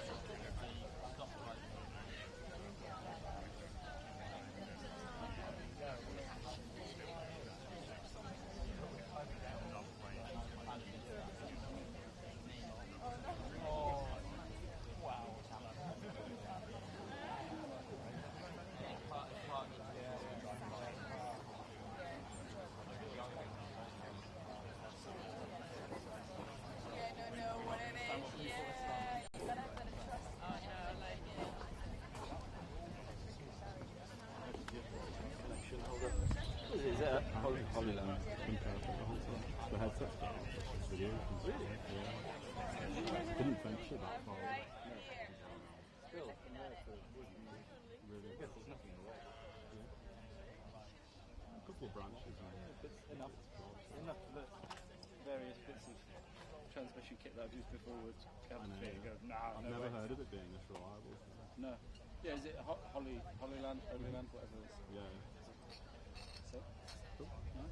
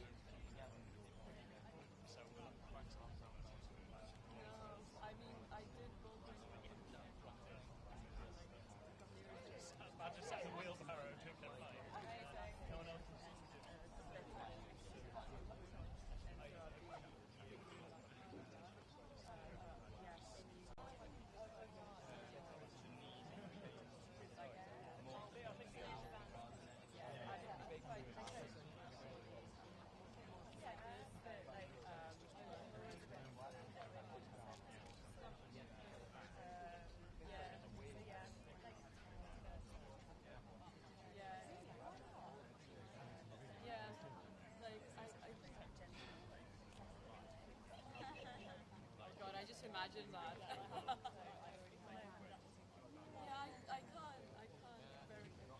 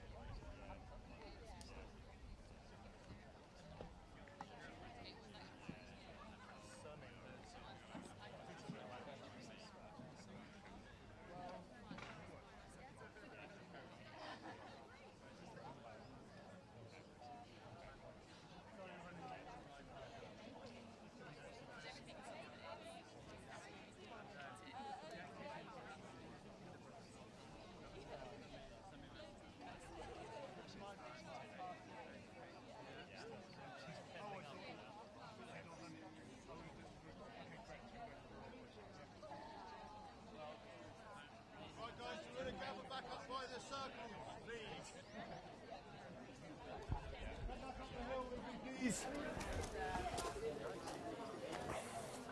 We'll use the everybody on the hill opportunity to do the photo, right? Yeah.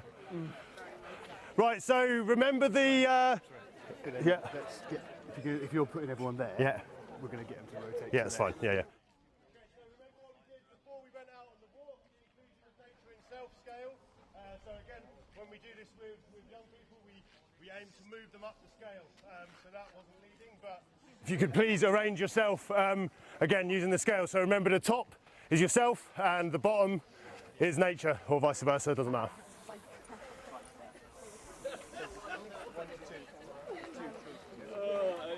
I didn't even think about that. Like, my vision basically like that.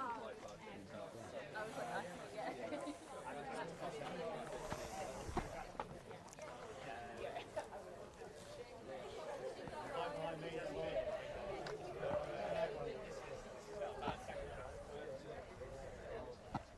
So has anyone moved up a notch?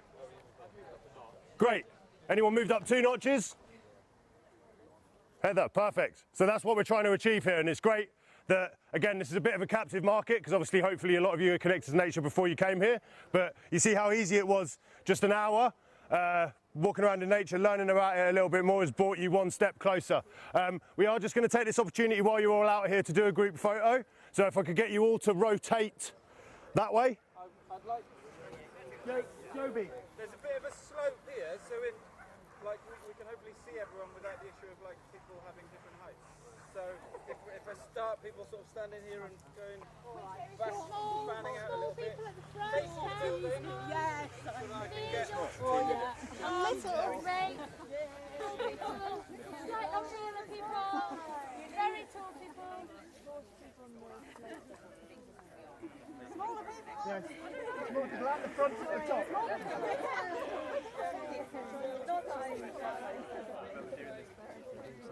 You. Point downwards too. You. Trying to get as many of you a bit further down the hill. Squash up. Squeeze in. Yeah.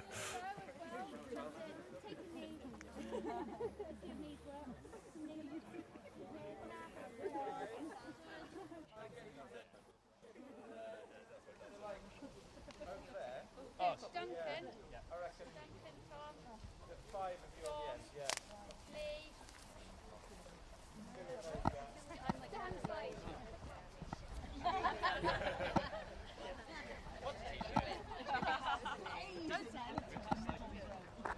How's that, Joe? Really good.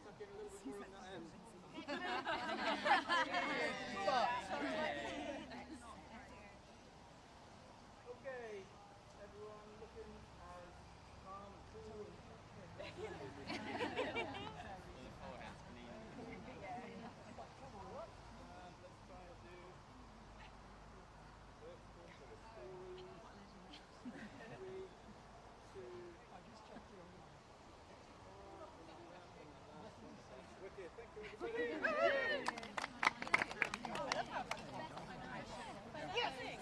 Unfortunately, we have to go back inside now. I'm not doing it.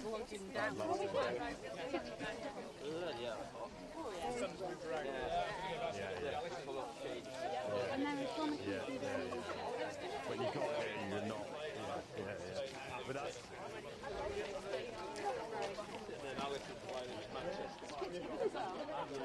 Well, no, really, because I've been so deep there for so long. So it's great for like pre and post this kind of scenario where you just need to like figure something out where you can establish like, okay, this works. And even like the people that are doing it, okay, this works. The kids, it's great. Big enough sample, it doesn't matter if you've got an outlier like me. Yeah, and it's like it's easy to understand. It's not really research what we're doing there. It's just demonstration.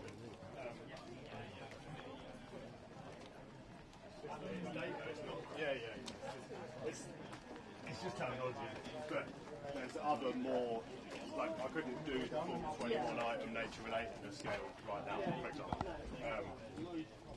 Good.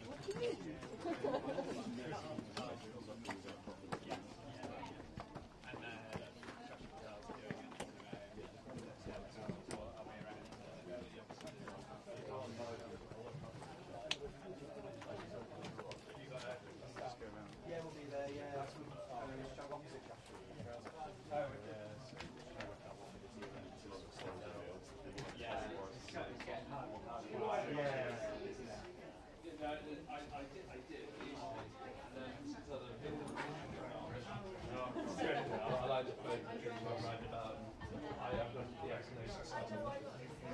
which I'm quite happy with at the minute. No day doing that as main thing.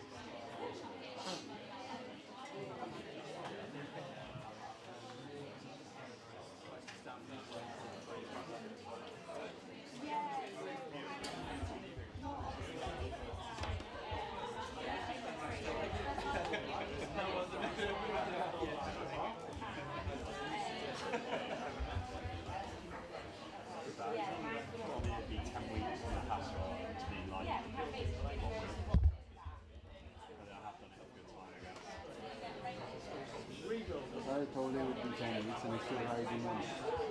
So I'll do it now.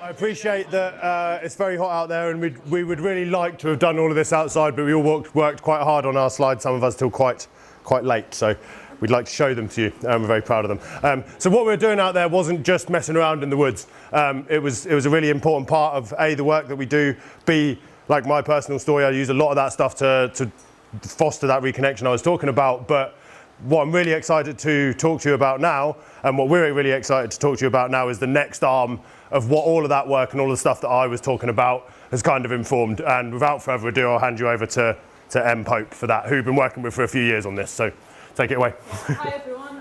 Yeah, thanks so much for engaging in that.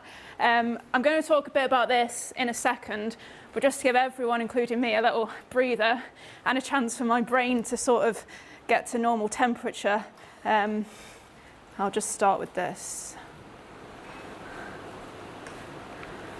I was at a wedding a few weeks ago, and someone I knew from school, who hadn't seen for quite a few years, hugged me when I left and said, "I love seeing that whale mug pop up on my Instagram feed and seeing which place it's in this time." Whilst not for a moment suggesting that I'm some kind of camping mug micro-influencer, I felt really happy that someone was somehow enjoying my enjoyment and that this had resonated with her in some way.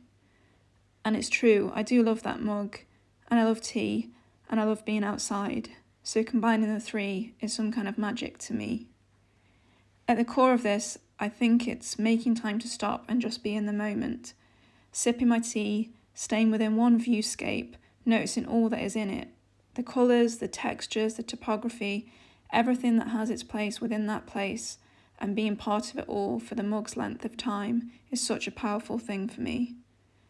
And I wouldn't have predicted how significant drinking tea outside would be, and how that simple thing was okay to be that simple and yet that meaningful, because it's not actually a simple thing at all. It's a mug full of everything for me.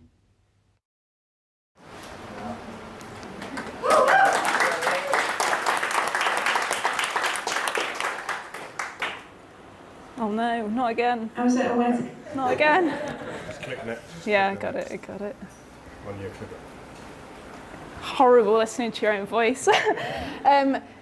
Yeah, I don't know, I was worried it was a bit self-indulgent, but kind of to Tom's point earlier, I'm not very good like on the spot capturing how I feel when I'm outside, and my partner will support me on that. Quite often I'll be walking around going, wow, or look at that, or those rocks, and it's not very articulate, but I think in reflection that's where my kind of connection with nature and how I make meaning from those experiences comes. So I thought may as well put all those little videos to use. And there was also a point to it.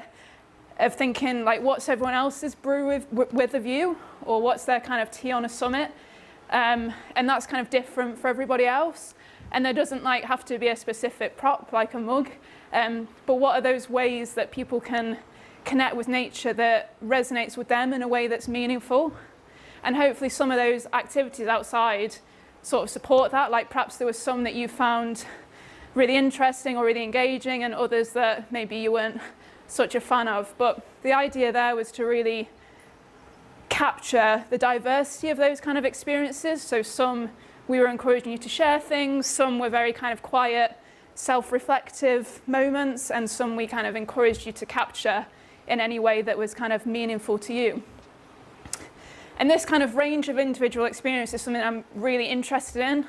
As I said, drinking tea outside has become like my like thing that I just love. I've written on here because there's nothing else that interesting about me.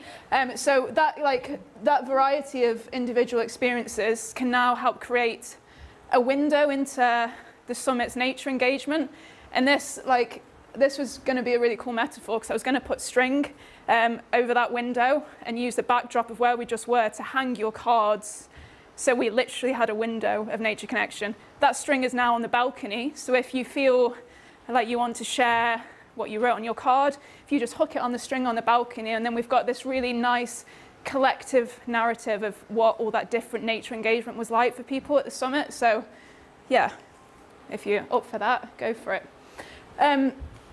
So as Rich said, we're now trying to think about how we can further understand nature connection within the Trash-Free Trails ecosystem and beyond. So in order to do that, as you've seen, we've sort of been developing different tools, but also been working on a research proposal to delve deeper into this aspect of Trash-Free Trails' work. Just some research questions around this that are kind of individual, but all kind of interlink quite nicely as well. So as we've touched upon, how does encountering single-use pollution impact experiences of these places? How can the removal of it develop that connection with nature? How can trail cleans and time outdoors create ongoing connections and actions that go outside of the boundaries of whatever trail it is?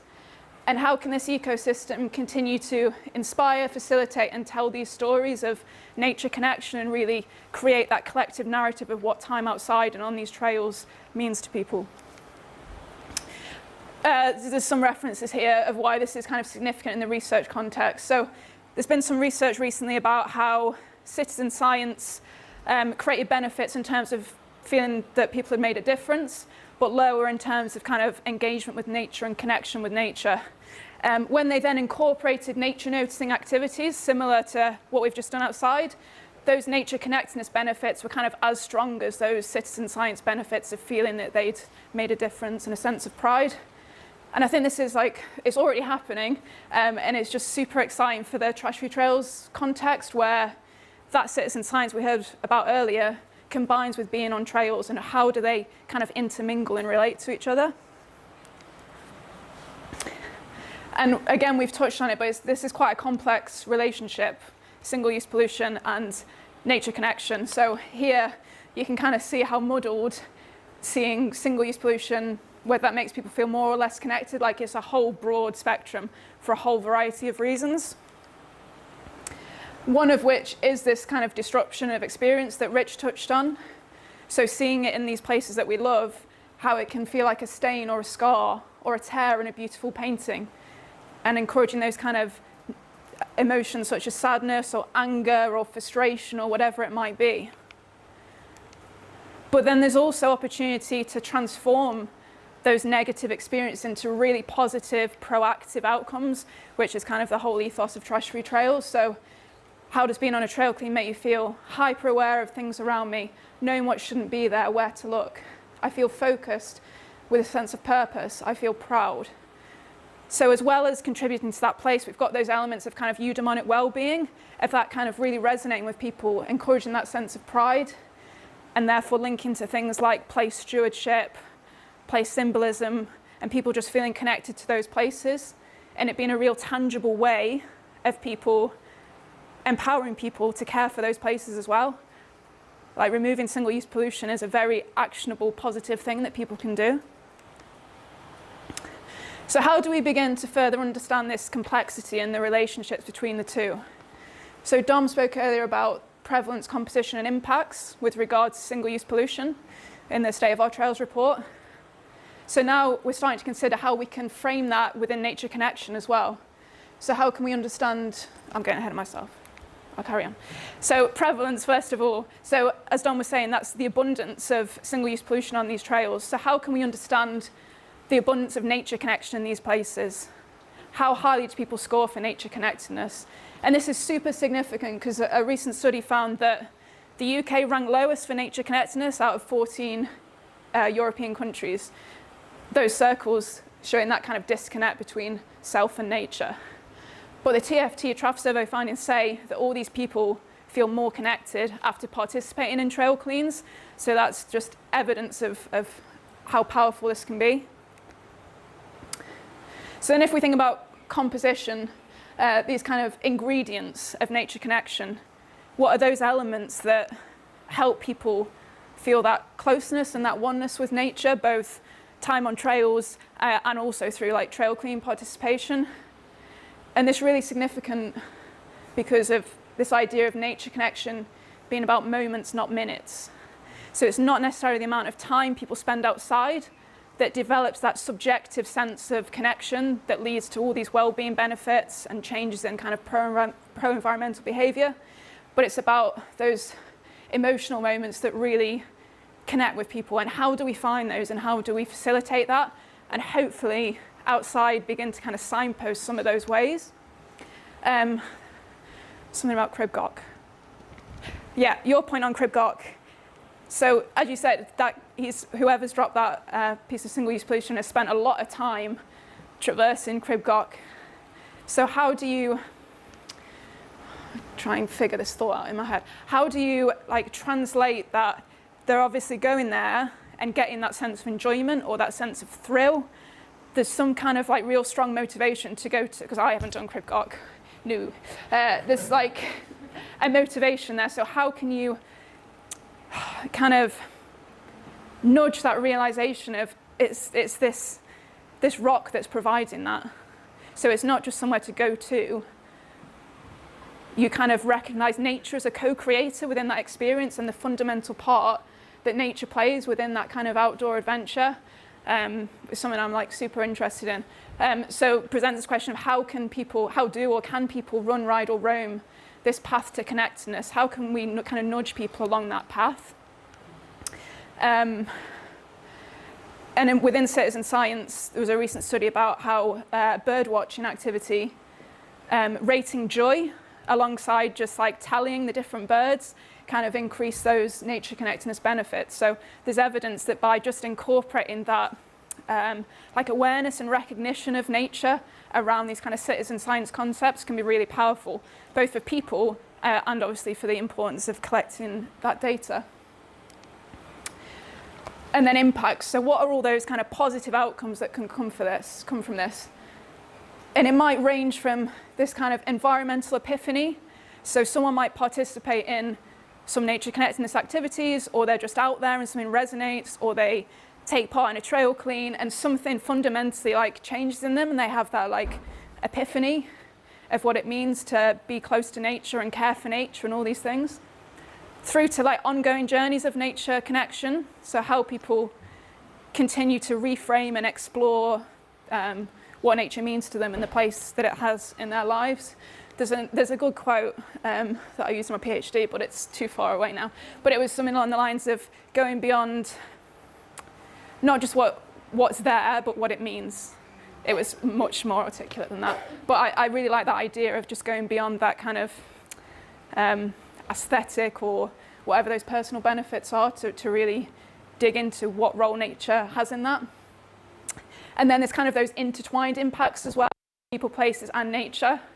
So nature connection linking to things like place attachment. So it might be that a specific trail, a specific place enhances or is the pathway to nature connection for people.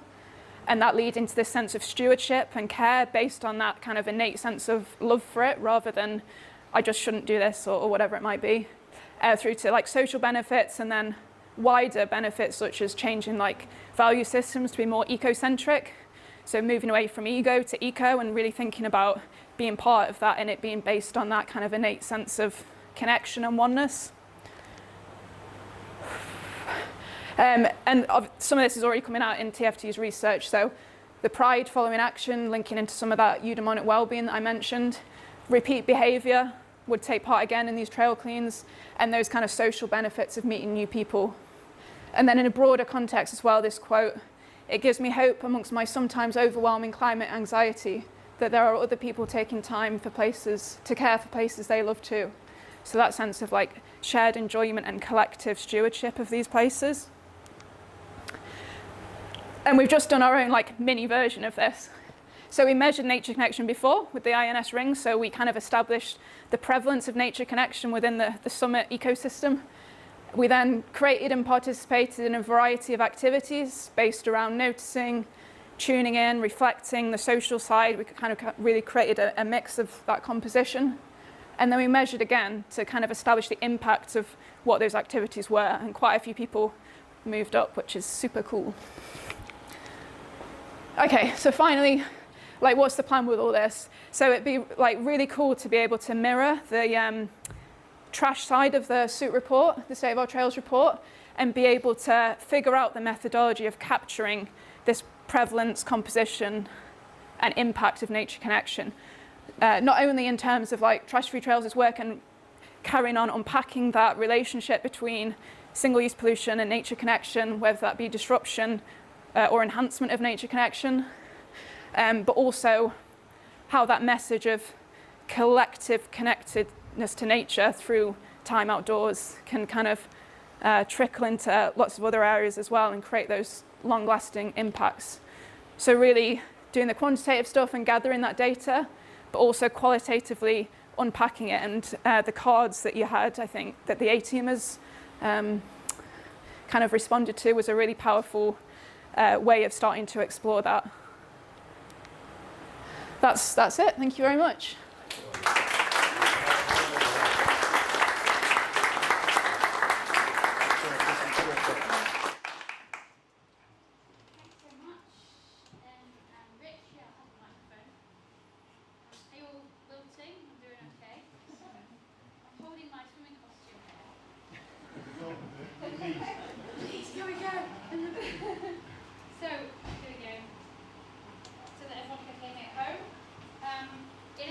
Keep to time, I'm going to give you a 15-minute break because I really want to make sure that the Emergence session gets the time that it deserves this afternoon. So I think there's enough time to get in the lake if you need to. If you want a quick hit, if you go down to the car park, you can just get in off the concrete there into what we call the pond, but it is a river, and it's nearly as nice as the bit down there.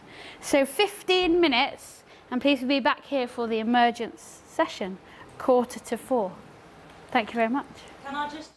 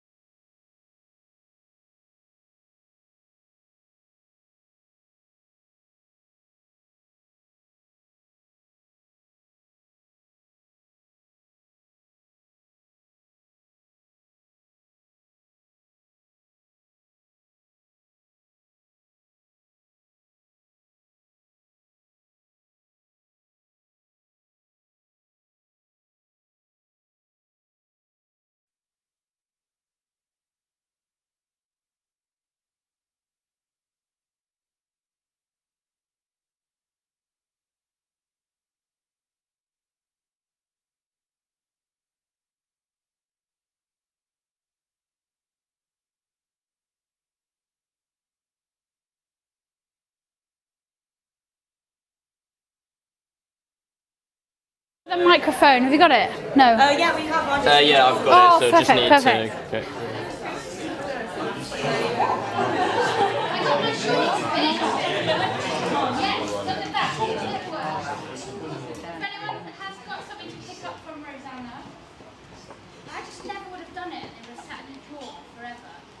And eventually I'd have got too fat for them or something. So I'm really delighted that they're fixed. Thanks, Rosanna. Rosanna's joining us for this session, I think. I'm sorry that it was only short, but we don't want you to be here till 8 o'clock tonight, so we will carry on. Remember that there's Twitter for questions or chat. And anybody at home, if you're still around and you haven't melted, then please pop anything you want to talk about in the YouTube comments and we will try to engage with them.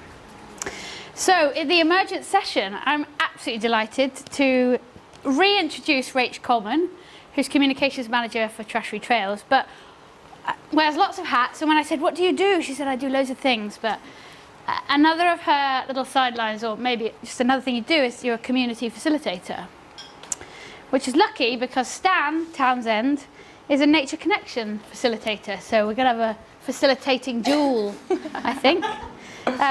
Stan was here last year running the Emergence session, and I remember being really impressed that he was a COP26 negotiator. It's like, I don't even know what that means, but it's cool. So hopefully he's going to share some of his... I'm still an idiot at the same time. ...knowledge and insight. And Stan's a self-employed climate consultant. So welcome both. Enjoy. Yes. Maybe whilst they're doing that, I'm going to get a bit of a vibe check from you all of energy of low to high. So thumbs up if you're lower energy, higher energy. Okay, I'm seeing a bit of a mix. All right, on that then, if you all really quickly want to stand up, we'll do a little activation. Go on, stand up, stand up, stand up. And follow after me. It's a little thing a friend taught me from improv, which is really not my vibe, but it's quite funny, so just follow me. 1, 2, 3, 4, 1, 2, 3, 4, 1, 2, 3, 4, 1, 2, 3, 4, 1, 2, 3, 1, 2, 3, 1, 2, 3, 1, 2, 3, 1, 2, 1, 2, 1, 2, 1, 2, 1, 1, 1. Nice. Energy, a bit better? Cool. Nice. Yeah, I mean, excuse the forehead sweat. There's nothing I can do about it at this stage. No, thanks. So, you are probably wondering, what is emergence and where does it come from? So, emergence comes from this wonderful thing we call nature and our connection to nature. And I suppose in quite simple terms, and very much my own kind of terms, I kind of see two sort of levels or kind of stages, if you like, to our connection and our connectivity to nature. The first one being when we get to the stage of wanting to care for nature, when we've developed a compassion to the point at which we want to look after, steward, and protect nature. After that, which is really, I suppose, the segue into emergence, is where we learn to learn from nature. So we look at the way nature organizes itself, the kind of patterns and principles of how nature works. And then we use that to sort of, organize ourselves in a different way as a source of inspiration. You might now be asking, why, Stan, do I need to learn from nature? So it turns out nature's pretty good at life. And a way of explaining this, I thought we'd do a CV for nature. So anyone feeling brave to tell me, or an idea of how you'd explain sort of what's nature's goal, what's nature's purpose, or what does nature do? Might be a tricky question you've never been asked, so yes, go for it. Reproduce, cool. Any more? Survive. Survive, cool. Any more? Evolve, yes, nice. Self-sustain, cool, yes. So, the way I thought of that is to create the conditions for life to thrive. In other words, health. What nature wants to do is to reproduce, create diversity, genetic diversity for more life to happen. Next question. What experience does nature have in this? How long has nature been doing life? How long has nature been creating the conditions for life to thrive? Sorry, go on. No, you go. Almost. Close. Bit down, but it's in the billions. We're getting there. So, a lot, basically. 3.8 billion years is kind of the earliest evidence we have of kind of more, actually really simple forms of life. thought I'd do the same, but for humanity, with a few kind of caveats that predominantly talking about the kind of humanity and society that we come from, the sort of global north, kind of Western part of humanity. So what would you say that sort of humanity's goal is? Any thoughts? Dominate, interesting one. Anyone else? Survival, cool, yeah. And it's also, one of the caveats is that it's important, as Rich and Emma have been talking to, that we are part of nature. It's just that the Western sort of world has separated itself from the way nature works. So the way I would explain it is that it's about creating the conditions for capital accumulation, aka wealth. That's a sort of dominant kind of Western way of doing things, that we want to accumulate capital wealth. How much experience do we have in doing that? It's quite a tricky question, but any guesses? It's less than 3.8 billion. 10,000 years? A bit more. Well, I mean, I'll give it to you. So there's loads of different ways you could argue this. Homo sapiens have been around for around 200,000 years, but I suppose at that time we were much closer to the way in which kind of nature works, and we didn't have this sort of story of separation from nature. I would argue that that point and that separation from the way nature works probably happened around the time of the Industrial Revolution, around 250 years ago, when this sort of industrial mindset became such that it was really different to the way kind of nature organizes itself, when machinery started to be the kind of dominant expression of humans. So on the top there is a definition for emergence. So it is a phenomenon observed in living systems that relates to the rise of collective behaviors when the parts of a system are communicating as a whole. So examples of this in nature are mycelium, when they interact with the forest to be able to transfer nutrients, so the forest can be a healthy, functioning forest. Another example is being water particle. On its own, a water particle doesn't have loads of energy, but when they group together, they're able to create waves. Another example being ants. An ant on its own cannot build a nest, but when an ant communicates with others, it's able to build a nest. So in a bit more simple terms, what emergence is about is essentially when we learn to communicate as a whole, we develop a new capacity that's much more powerful than us as individuals, if you like. And yeah, in other words, that is us as humans learning from how nature works and then applying that to our own kind of human problems and human challenges, if you like. This is important because of that separation from nature, which we've talked about and it's already kind of been introduced. We now organize ourselves in a very different way to how nature does, and nature is just very, very good at creating change and taking that to scale. So I've done the nature-human separation here just to kind of illustrate the differences between how nature works and how humans currently think and work. And I suppose another story of going back to the intro about when I was working in the sort of COP process, on the face of it, that sounds amazing. It's like the biggest sort of environmental gathering of people. But during that process, I became very burnt out because I was manifesting this kind of linear sort of way of doing things. I forgot I had my own boundaries, so I burnt myself out. I was being too competitive, so I burnt myself out. I was focused on my own kind of individual sort of gain from it.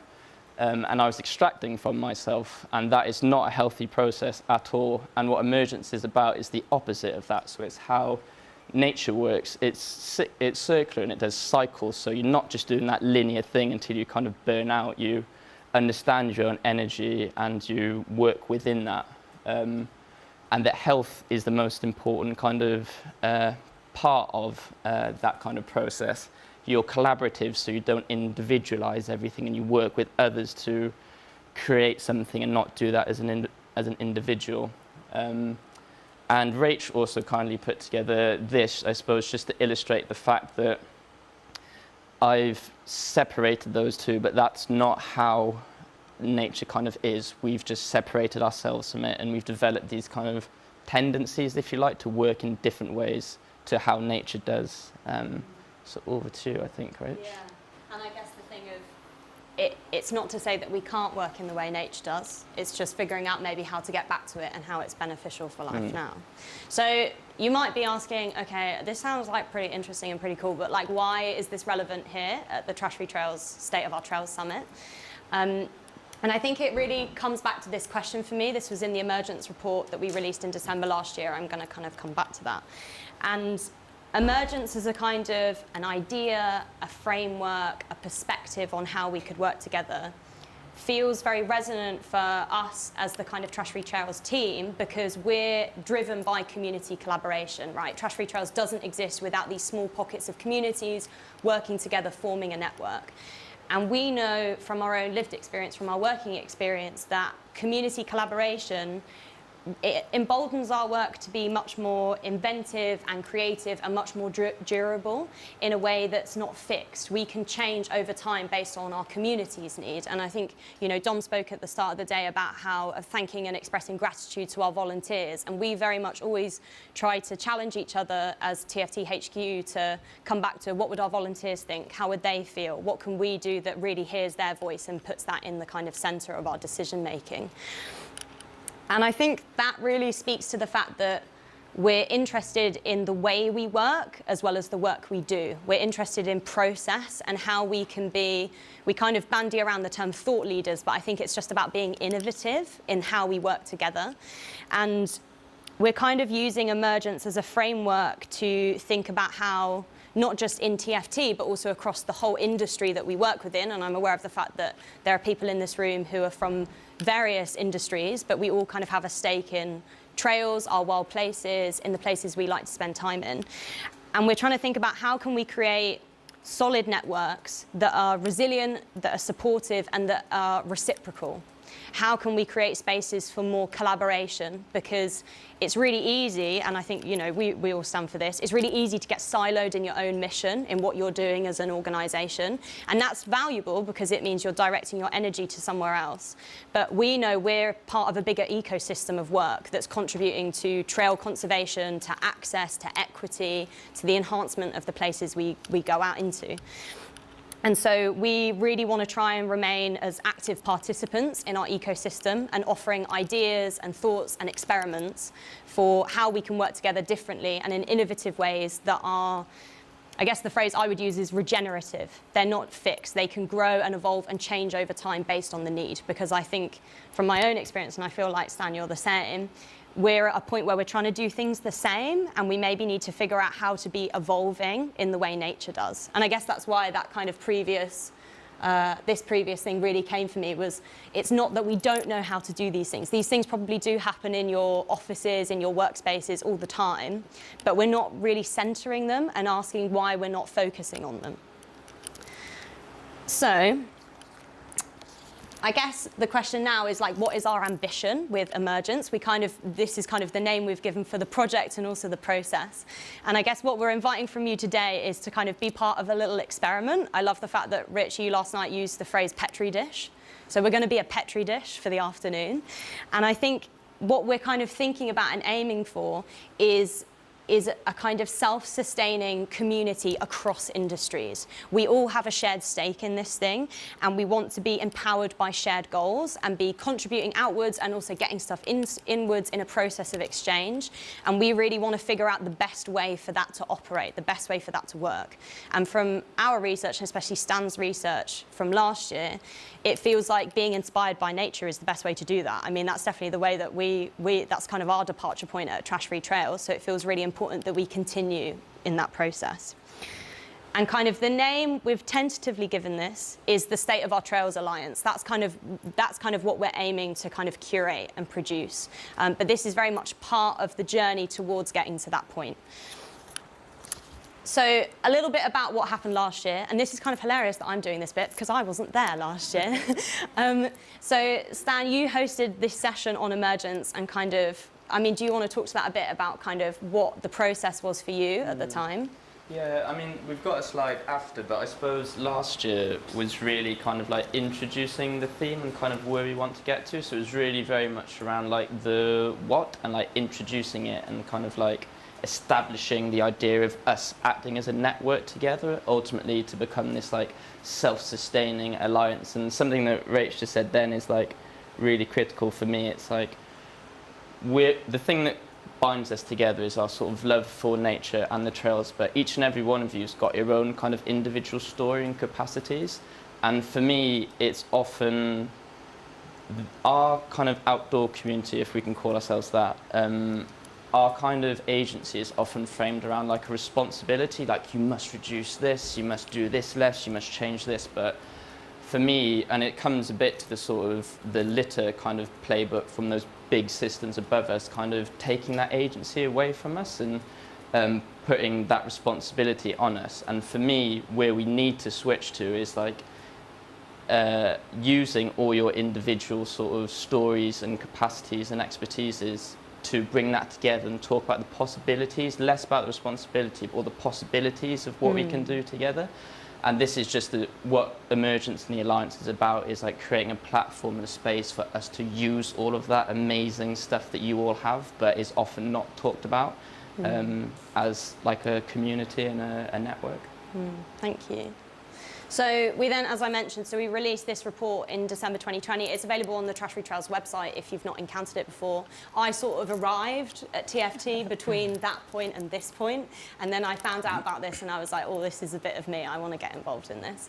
And I think from my point of view, I'm interested in community structures, and I'm interested in why they're important for kind of our futurity as a species. And so I was really excited by the prospect of, oh, all these people really care about trails. How can we create a container for them to really work together in a way that's compassionate and holistic and really resilient?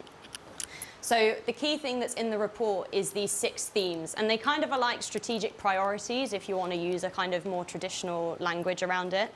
And I think the thing that I find really fascinating about it, being someone who also sits in like the Trash Free Trail side of the project, is that these are themes that speak to TFT and our work and our mission, but they're not our strategic priorities as an organisation. And I think that's that thing about we wanting to be active participants. We're kind of suggesting these ideas, and these were cultivated, kind of workshopped in the summit last year through the community network, and they're things we can contribute to and attend to, and also maybe get stuff back from as well.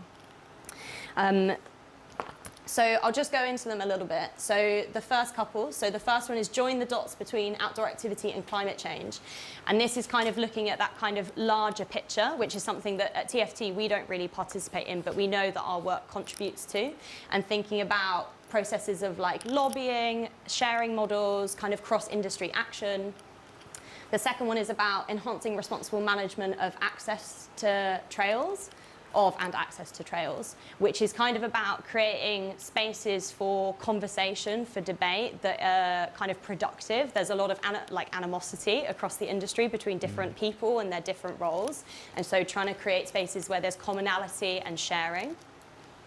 We've then got increasing diversity and inclusion in outdoor spaces. I feel like a lot of the people in this room are probably on the same page that, you know, there is an access problem in the outdoors, and we want to attend to that in as many diverse ways as possible. Next, we've got enhancing action and integrity of relevant business and industry. So there's lots of different kinds of organisations who work in trail conservation. There's lots of different kinds of organisations in this room right now. How do we create kind of innovation across the industry for all different kinds of people? How can one kind of organisation contribute to another?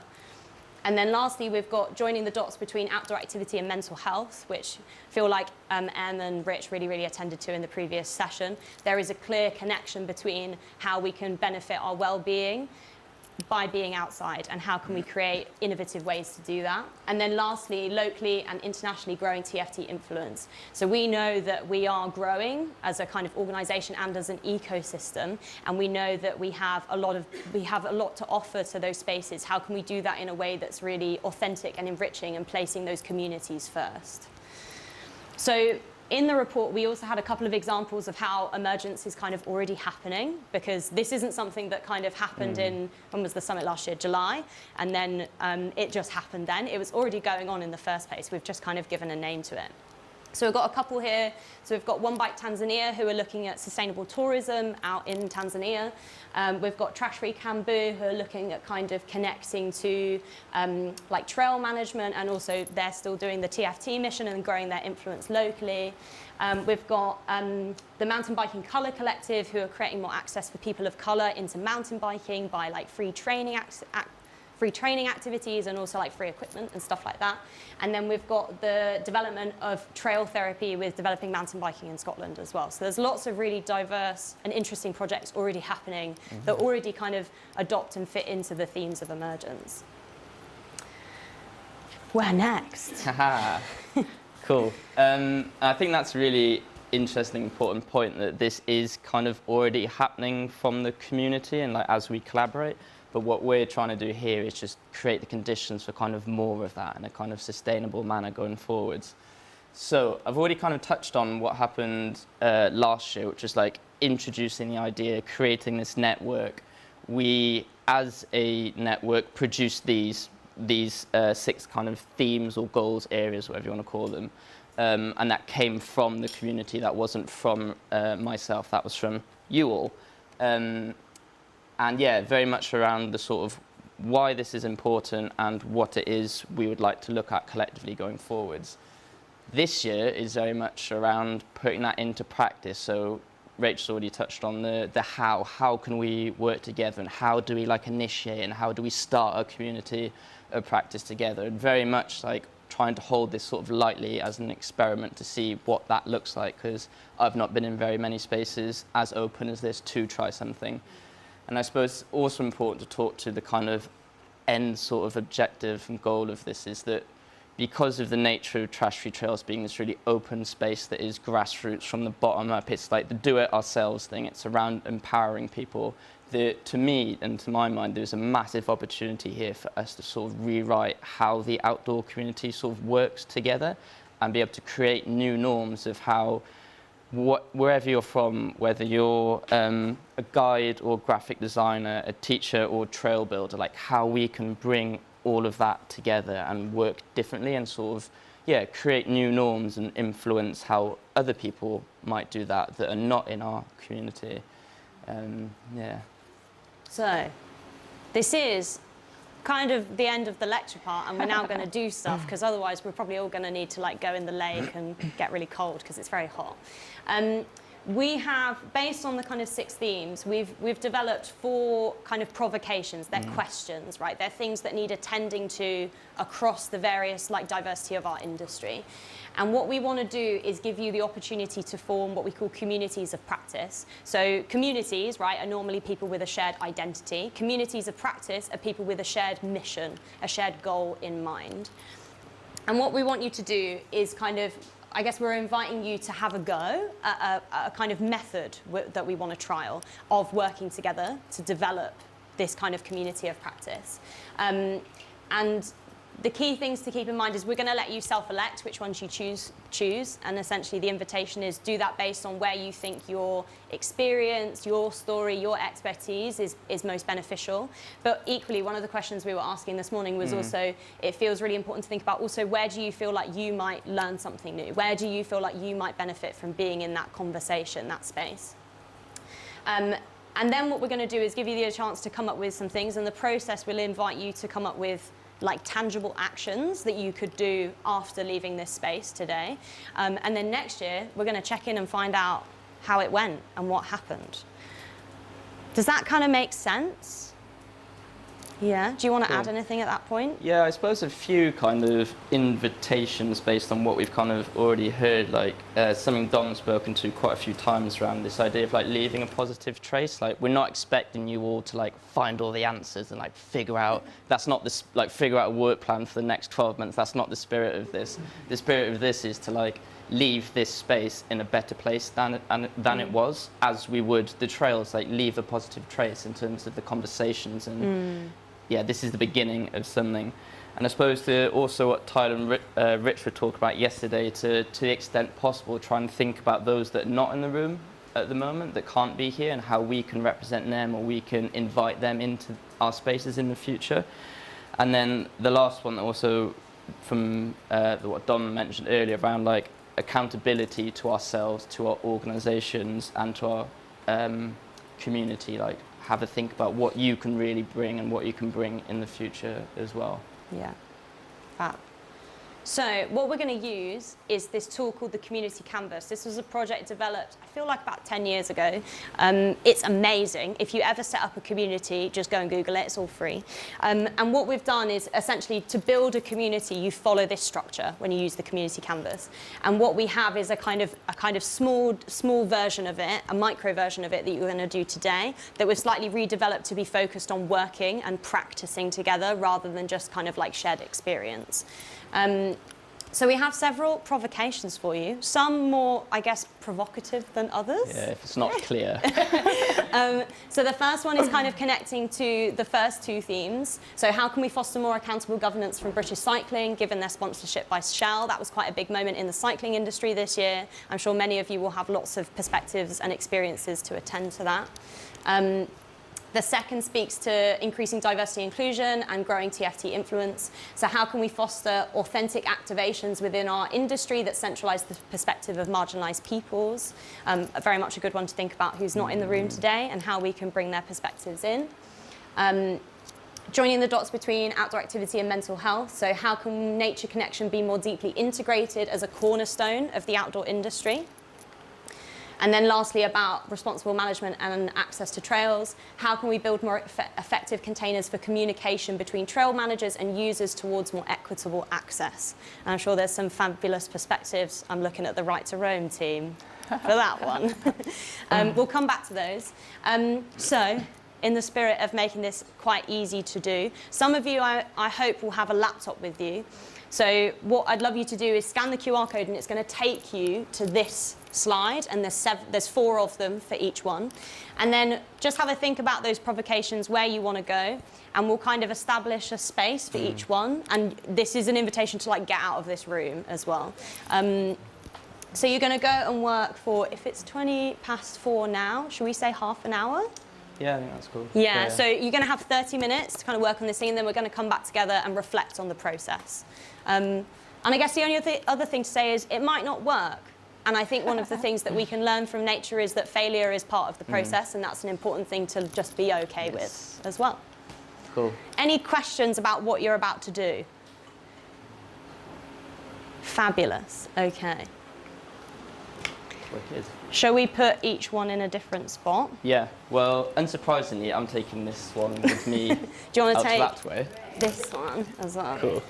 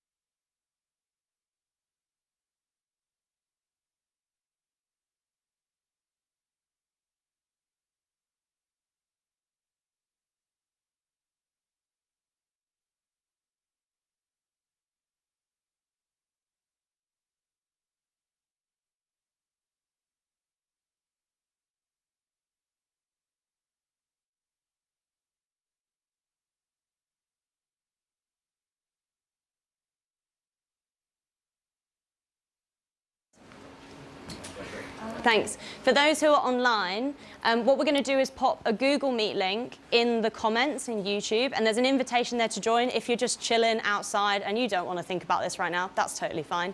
But there's an invitation there to choose a provocation and work on it as a group of people who are joining us online as well. Thanks. So.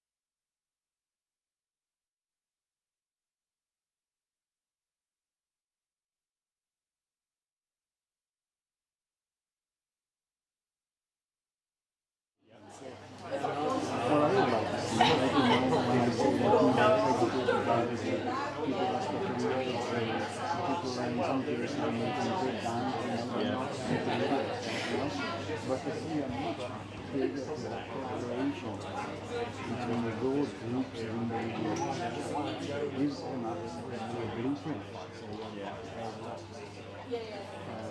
It's the best practices in terms of trail building, in terms of educating them, in terms of where should the exit point be, how to construct the trail, how to construct the trail, because you're not going to stop people doing it.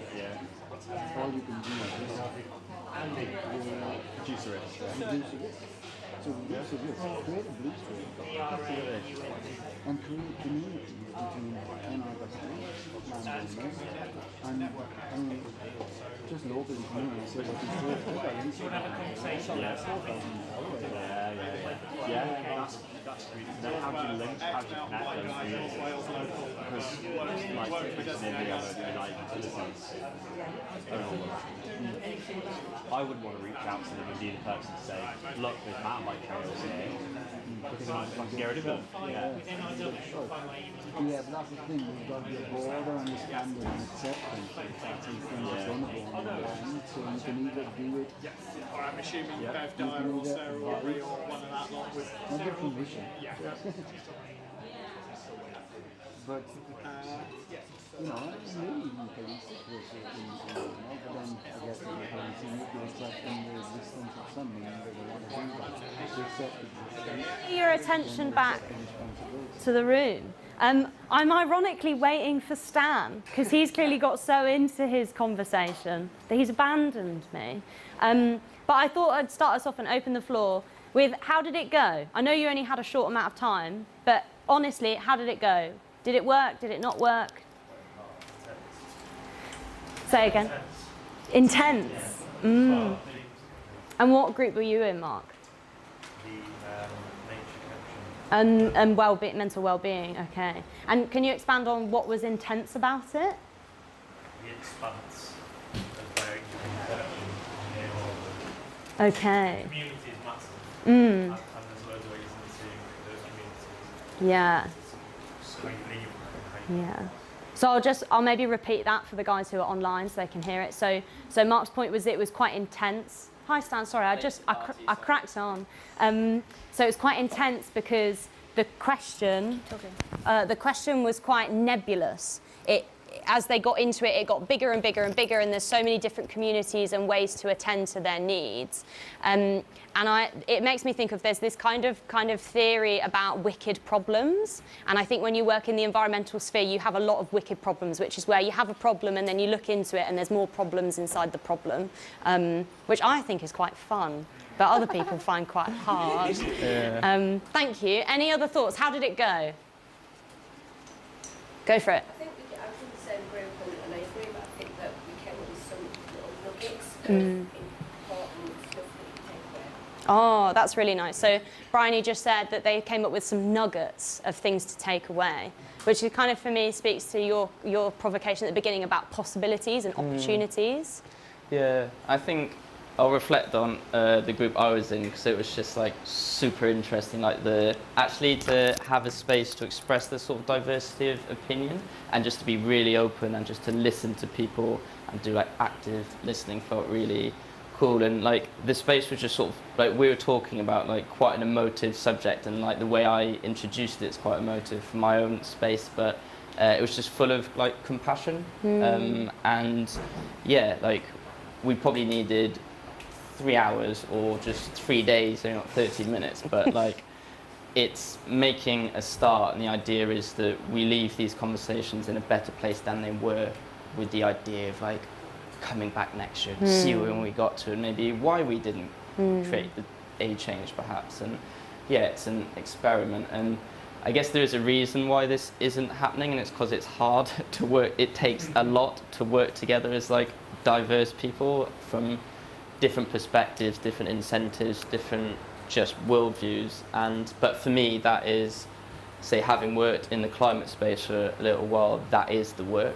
Like it's all too easy just to like stand behind your perspective and not want to listen to anyone. But it's the spaces in between us and working to that kind of place and knowing what, not so much perfect, but knowing what good is. And that's like, for me, that's the work we need to do. So yeah, just wicked to be a part of that short little experiment, and I hope you've got enthusiasm to sort of work with this going forwards. Thank you.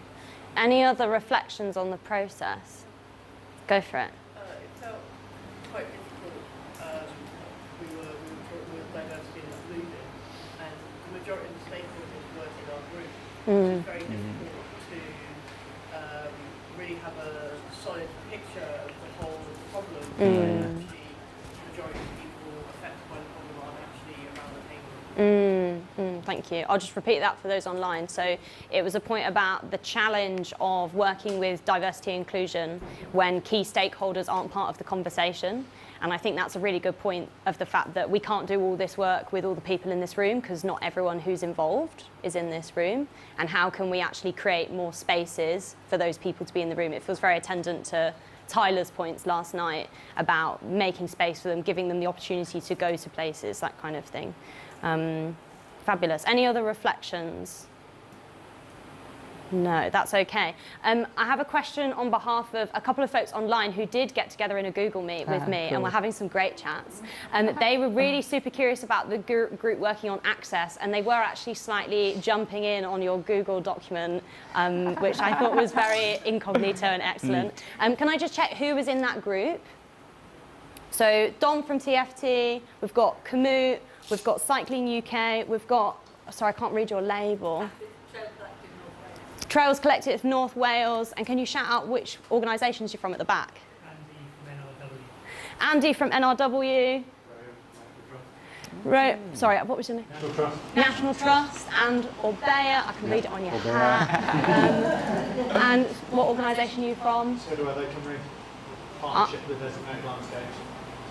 Oh, sorry, I can't. Partnership for Designated Landscapes. Thank you. Sorry, it's just someone with a mic has to say it. Go for it. Yeah. Sarah from Surfers Against Sewage, and then we've got Right to Roam as well. So hopefully those guys who are online, you've got a few organisations you might want to get in touch with. So you don't have to work incognito, you can actually collaborate together. So I guess the key question I think I and Stan want to leave you with is, we're not going to necessarily answer it now, but how is your energy and resources best used to continue moving forward the work you've instigated here? So how go away with that as a reflection. I appreciate that it's 5 o'clock on a Friday, we're all very sticky and hot, except the guys at home because someone had AC on it sounded very nice. How can you use your energy? That's, I think, the question I want to leave you with. How can your expertise, how can your skills, how can your experience contribute to the provocation you were working on today? And what will you do with that? I think that's the key thing for us, is take action. We want you to do stuff with this. That's our invitation. Yeah, 100%. What's the next step for you to maintain momentum as a community, to ensure that accountability, so we can come back next year and say some really cool things about what we've done and achieved together? So yeah, what is the next step for you as a group? I think it's sort of main thing you want to leave with today. Yeah, absolutely. And it's dialogue too. So if you have any questions or thoughts about the process later on, get in touch with the two of us. If you're like, I want to do it and I can't remember who was in my group, get in touch with us. That's what I was going to ask. Forgive me if you said it, but I was actually like, oh no, they put me in that group. I've got so many opinions on this one. I find it hard, and I did find it hard not to. And I just wonder whether anyone is in that group, because I want to walk the walk a little bit, is whether you would be willing to just kind of, if I put together what I think we said together, share it with you, and I'm willing to have at least one more conversation, in the way that in the style that we were meant to be doing that, so I can go away and get a better understanding of it. So, yeah, would you be up for that? Yeah. Okay, thank you. Can you include people that weren't necessarily in that group and might be interested? Yeah. Well, hopefully it's open access that properly. Yeah, absolutely, absolutely. It's just, so yeah, come and remind me afterwards, and I'll make sure. No doubt. Yeah, great. Yeah, we'll make that a thing, so the document is open for everyone, so you can reflect together, and we'll kind of orchestrate a process where if you want to continue the work forward with the people in your group or with another group, you can actually go and do that as well. Yeah, thanks for that, Dom, because that's kind of exactly sort of where we finished of I'll write it up, share it, and then as a group we can decide what's the next step look like. Yeah, cool. Wicked. Thank you.